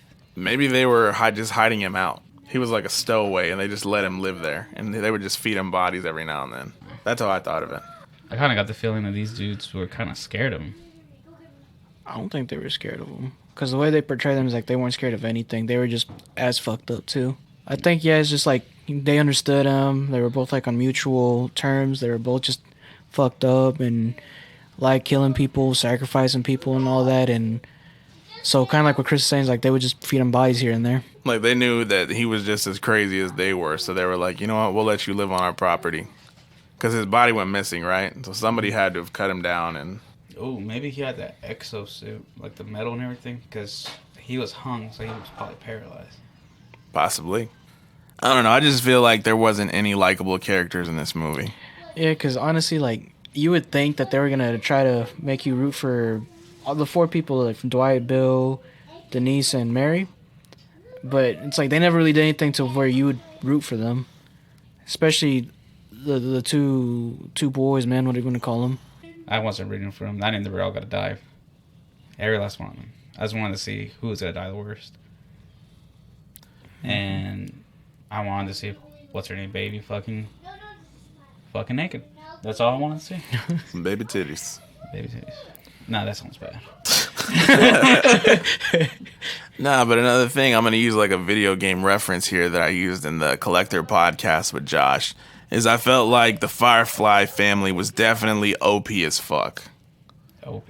OP meaning overpowered. Like they were given like this almost supernatural ability of just being smarter than everybody, being stronger than everybody. Well, then again, you People got were just outmatched.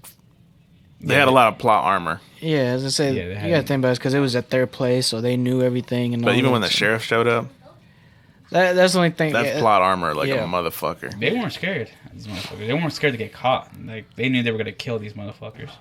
So I felt like, there wasn't there was never a real threat to them. So another thing that I didn't get. These are officers that came, sheriffs. They came to this fucking barn. They already found a body in the trunk. You would think like, hey, we're calling in where the fuck we're going every time we leave. Hey, we found a fucking barn. Call that shit in that we're here. Where was the fucking military, or what was their backup? Maybe that could be the start of the Devil's Rejects. Is it? It's been a while since I've seen it. Remember, the Devil's Rejects starts with the house getting raided. Wait, you said Firefly House? Yeah. You know what's crazy? I don't know if you've been or have seen WWE recently or anything like that. You know who Bray Wyatt is? Uh-huh. So is that how he came up with the whole Firefly Funhouse thing? It could be. It makes sense.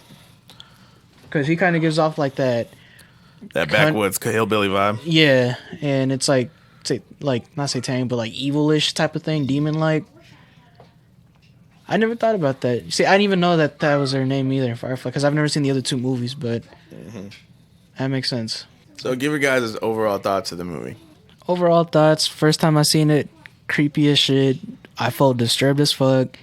Like, in a way, I felt like I shouldn't be watching this just because it was like, I just felt like nothing but satanic energy from it. But after seeing it again, it's like I kind of knew what was going to happen, so I was expecting everything. So, You think when you were younger, all those like shock scenes that were randomly spliced in were more effective? Like, for your young mind, you were like, ooh, that's genuinely creepy. yeah. Yeah. But now as an older person, now that you've seen more movies and shit, those scenes just kind of seem random and pointless. I mean, not really. Like, I don't know. Like, so it's just the first time it's like you just didn't know what was happening, so you didn't know if the movie was gonna be like a jump scare movie or just suspenseful or anything like that. So, kind of what you said, like you were just expecting like a jump scare, but it just never happened, and that's kind of what was just fucking with me a little bit. It's like I was just expecting something, but nothing ever happened. But at the same time, I just felt uneasy watching. I was just like, It didn't really bug me. Like the whole thing, I was just like, I didn't care. I'll be honest, I didn't care for it. I feel like I watched The Devil's Rejects a while back, and I was more disturbed with that than this. Because maybe it's because I know this is an older movie. But like you said, I wasn't rooting for nobody to be saved or get out of it. Because I feel like you fucking deserved it. You wanted this shit. This is what you got. And yeah, it's just towards the end it was a plot twist. I was like, I didn't expect Dr. Satan to be there and alive. I expect that motherfucker dead from old age or something. But yeah, I didn't really care for it. So what are things you liked about it? Baby's one of them. I don't know. She just got that weird psycho goth. If I cheat on her, she'd probably fucking slip my throat. Like a Harley Quinn vibe. Yeah, kinda. But if you guys see, you guys know what I'm talking about. Or I said Harley Quinn. I was gonna say something, bro, but I was like, you know what? We'll let him live with that one. I thought you were about to like edit your voice and correct him. My bad. I was like, wait. Because there was gore, but not as much as I thought. And there was just so much random villains. Like, I call them all villains because they were all fucking out to kill. It's just so all random. Everything was so random.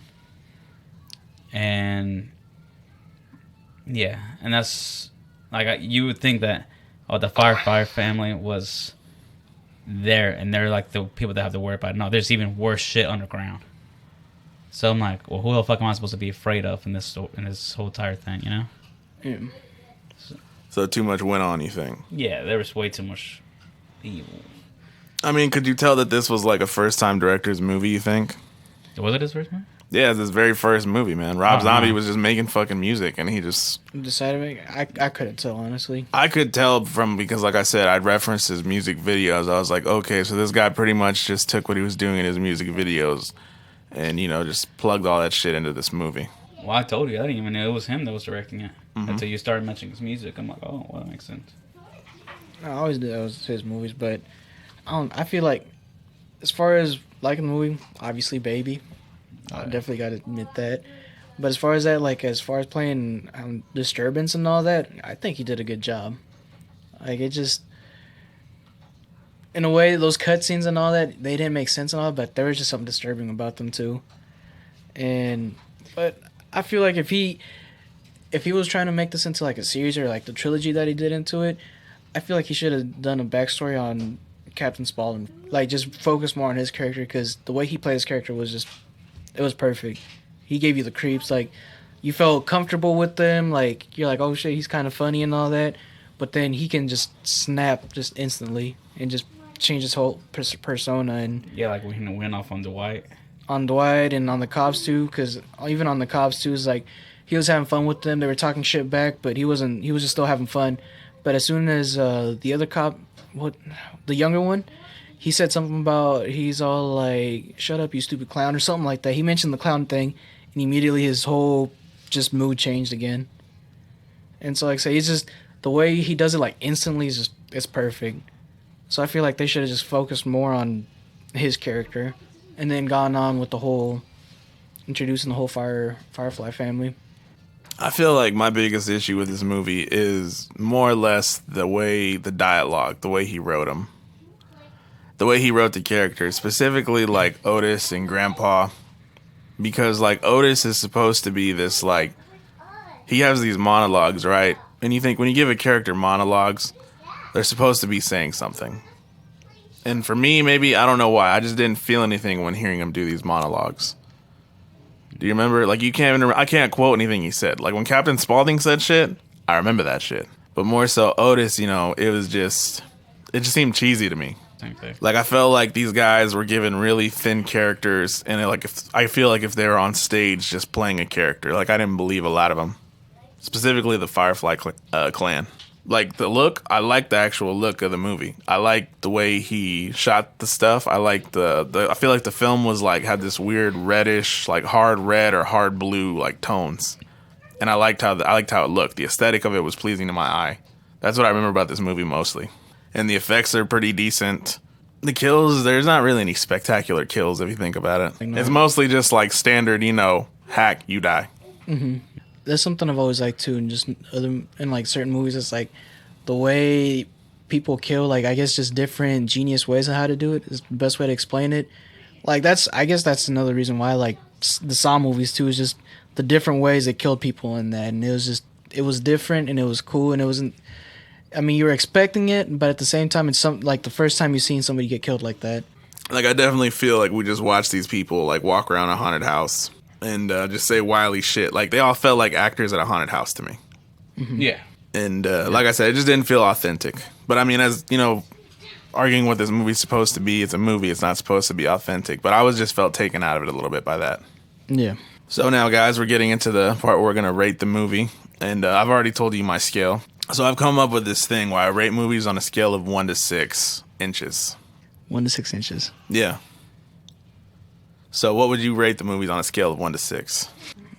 First time seeing, I would say 4. That's high. That's high. I mean, 4 is your opinion, yeah. That's the 'Cause first it's- time you seen it or the second time? First time seeing it. Second time seeing it, it does drop down. Like I said, there's certain movies where I can watch them over again, and I'll still be like, I'll be cool with it. But I take that back. You're right. The first time you see it, I feel like for me too, it would have been higher. But that's at the time, dog, when me and him are like, fucking what, 12, middle school. I don't know, something like that. But it was definitely up there. Just it was disturbing and all that. But now I'd rate it low. I don't know. I guess it could be different with other people though. So what would because you rate it now then? Right now, seeing it again or after seeing it again, it's like a 2. Yeah, that's where I would rate it too. That too. Because it wasn't horrible to where it's a 1, but it's not anywhere past the 2. I can't say it's past the 2. You're right, because watching it this time, bro, the second time around, I definitely felt like this was a chore. I don't know about you guys, but there's something about watching movies like that, or like horror movies, but like at night, dark, no lights on and all that, it changes his perspective a little bit. He's right. The first time I saw Blair Witch Project, I was in like the middle of like a party, I think, and motherfuckers were like playing Pop Lock and Drop It and shit. And probably just making jokes and all that. And I'm watching it, bro, and I'm just like, man, this is kind of whack. And then a couple of years later, so now I'm older. Like, I was 10 the first time I saw it. And then I'm in high school now watching it. My dad puts it on TV, and he falls asleep. And it was like around 6 or 7, right? So all the lights are off because the sun's out. But by the time the movie ended, the sun is all the way down. And now I'm just in this living room, like, pitch black, just watching this movie. I see the end of it. Have you seen Blair Witch Project, right? Mm-hmm. You? Mm-hmm. You know, I'm not going to spoil it, but the end of that movie, bro, I was fucking terrified, bro. I'm just, like, looking over my shoulder, dog, at fucking everything. So that does change shit. Yep. I don't know if it would do it for this movie, though. Nah. It did for me just a little bit, like I said, because like, last time I seen it, or the first time I seen it, it was like that. And like I said, I feel like it's something I shouldn't be seeing. But then second time, it was still dark, but I had lights on and all that, so I was like, Like, I had Pornhub on my phone. Well, I saw like a good, I want to say half of it last night, and I felt the exact same way this morning seeing the rest of it. Did you feel like it was kind of a chore to watch? Yeah, kind of, because it didn't bring me in. It's just maybe because it's 1977, and I'm like, my dad wasn't even spurring me yet. Like, I can kind of see it. Like, have you ever seen American Horror Story? yeah, Yeah. Have you seen the very last season, the 1984? I'm still watching it right now. You are? Oh, okay, I well, haven't seen it yet. well, I'm not gonna spoil it, but it's like that one compared to the other ones. It's like the other ones are a little more captivating or capturing too, because it's more kind of more modern like compared to that one. That one's like old school, and even the intro is old school and all that. Kind of takes you out of it. Yeah, Yeah, like, why would I be scared of something that was like 40 years ago, 50 years ago, Makes sense. compared to Green Inferno. that's just active. That's live and that's real. Mm-hmm. You do have cannibals out there. And Well, I mean, the point of doing this one, bro, is that it's a cult classic. So that was kind of why I wanted to do it. Like, a lot of people have strong opinions on this movie. And, you know, we have our own, obviously. Some people aren't going to agree with it. Some people love this fucking movie, bro. yeah. As I say, in my old job, I had 2 or 3 coworkers that were diehard Rob Zombie movie fans, and like these 3 were like their favorite. Like They're no, iconic, bro. yeah. People look up to these motherfuckers. Yeah, like the first 2, they talked about how much they love the movie and all that. Because I remember when what's it called, Three from Hell, came out. Like they were like overly excited, like, oh, I'm gonna watch these movies all over again before I see this one. Blah blah. It was just like a big deal that whole week. They're like, I love the Fireflies. I love to see them fuck people up. And for me, dog, I don't know. I Yeah. just don't make that connection. You think it has something to do with like the country roots of that shit for like white folk? That's the thing is, some of these people weren't even white. Like they were Their Indian, essays? Indian and essays and all. I'm just like, Well, that makes sense because they want to see white. Because those Yeah. movies didn't have no color people at all. You ever seen white people get tortured? I mean, you know, that's what it is. I mean, it happens, man. it's like, cause like I don't know, but the way they were making it seem is like it made me want to see the other movies too. I was like, I guess I One should of see the- them. Extremely few movies that I see that not a color person gets killed. Was there even a colored person in this movie? No. The one black dude that was standing outside Oh the yeah, shed. just that. On this one? Yeah, remember he has a shotgun and he's like, we're already in hell. Dude, you ever think about like this was her dad got killed. The last remaining character, what was it, Jocelyn? Denise? Denise. Yeah. Jocelyn, I'm bro. horrible with names. Jocelyn, dog. Extremely horrible with names. Maybe Bernie's, bro. My nigga said Jocelyn. All right, what was it, Denise? Denise. Maybe that's all the images that was playing in her head while Dr. Singh was just working on her brain. That's what I'm saying. That can be like a theory. Man, that would suck if she thought you ran away. Like, you ever seen like those movies where they're in a shitty, horrible situation? Like, shitty. Like where the ending is horrible or just overall? No, overall, like, as they're in a horrible situation. And there's like a lot of military movies also, where they're like being tortured or they're POWs. Mm-hmm. And they're having dreams, and, and their dreams are like at their house and a white picket fence and with their family. And then they wake up and they're in a fucking shitty situation. Yeah. That's what I feel like she was in, except she was still fucked. I think that's another reason why I didn't like this movie is like the feeling I had throughout the whole thing is this like abandon all hope feeling. Like it's, you just never feel, like I said, that comes back to the Firefly family being OP. You never feel like these characters stand a chance. You're just being drained the entire movie, like filled with dread. Like, oh, this guy's getting fucked up. She's getting fucked up. He's getting fucked up. Oh, wait, she might get away. Oh, wait, she's not getting away. Oh, she's dying. The end. Yeah. Oh, okay. That's It's just endlessly kicking you down. I don't really like these type of movies like that, where it's just abandon all hope. Yeah. There is no hope. Yeah, I guess that's all I was saying. It's like it's more disturbing than anything because the suspenseful side, I didn't feel no suspense because you already knew that they were gonna die. So it's like you didn't think if there was any hope for them escaping and all that, except that one little moment towards the end where she escapes and then meets up. When with Earl Captain- keeps fucking up. Yeah, and then That's what I'm saying. Like that's what makes a movie enjoyable. Is there's got to be conflict. There's got to be balance. There's got to be something. They have to punch them back even for a minute. If they would have done anything like on the offensive side of the Firefly family, even if it had a fucked up ending, we could at least say like, oh, okay, well at least they had that moment. But there is no moment in this movie, is there? No. just that one moment. That's it. When What, she that's goes it? into the road. I just feel like they were fucked as soon as fucking Dwight saw those fucking dolls, or as soon as they got directions, I feel like they were fucked. And I feel like, what's his name that had the fucking clown suit? He was in it from the beginning. And that's how they lead people to that fucking foreign place. And I feel like that he put that shit in purpose and its attraction to people that ask. But do you think that the fact that you saw The Devil's Reject before this is kind of like leading that opinion, or do you Nah. think you would have had it regardless? Nah, to be honest, I recognized the characters, but You didn't think they were connected? Yeah, because it's been so long since I've seen it. Like when that movie first came out, is when I saw it. That's how long ago it's the last time I've seen it. And then when you tell me they're all connected, I'm like, yeah, that makes sense why they're all in the same movies. But like I said, I feel like they're all connected. I mean, within that movie, I feel like they all were in it. Like they all had a part. They all fucking knew how to sacrifice, how to mislead tourists to go to the house, and I can see that. because how the heck would they know to put baby in the middle of the fucking road to tell these motherfuckers like, yeah, I guess by my house, I'll tell you where to go. That's true. So he must have phoned up ahead.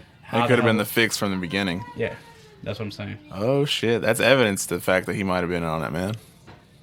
Or even having a certain people like Dr. Sane as part of the attraction. and then be like, yeah, he never found his body. He could be living next to you. Yeah, and another thing too is they did leave him for last, and then they emphasized more on Dr. Satan compared to the other two killers. So I feel like they were all in it. That's what I was saying. So what's like a lesson you would take away from this movie? A lesson? You can do those murder rides and all that. Just don't ask where it was done at. Don't ask for directions to a tree in the country. I mean, enough experience where I know, like, I could... unless it's like a tourist attraction, which that house was not a tourist attraction. Nope. There is copycatters that will copy murderers' fucking shit. If I go to a house that people were slaughtering, how the fuck would I know there's some random dude trying to copy the shit? You know what I mean? Like, I stay the fuck away from it. Maybe it's my hood instincts, but I gotta stay the fuck away from that shit. Also, don't pick up hitchhikers. Nah, But then that's- again, this was Baby, so this is a little different. You're just like, damn. Nah, I've seen Supernatural where they pick up that one random bitch. Nah. So carry a gun. Don't pick up hitchhikers. Don't ask for a map. Don't ask for a map. Yeah, that's it. And stick to my road trip plans. I think I would rate this movie like a really flaccid 2 inches also. Yeah. Do you know why I rate movies from 1 to 6, by the way? I don't. You don't have a guess? I have somewhat of a guess, but I want to hear what you say. I want to hear your guess first. No. Why? I want you to tell me why 1 to 2 or 1 to 6 inches. You just said 1 to 2. It's You telling us something, 2. bro? No, I just hear 1, or we talking about 2 and then 1 and all that. Like, so I I'm understand, man. curious. 2 inches still does a lot of damage. You ever seen a bullet kill somebody? That's a lot of damage for that little thing. Exactly. So does 1 inch at that speed. It's all becoming clear now. No, I decided on 1 to 6 inches because I Googled the length of the average taco. Your face or not.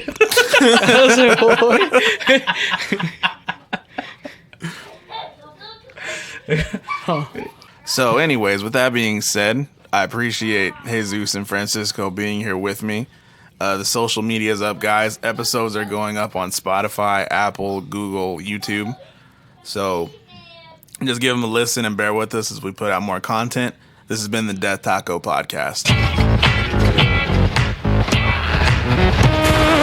Creepy, surreal. Someone better get the door. Someone better get the door. Who's gonna get the door?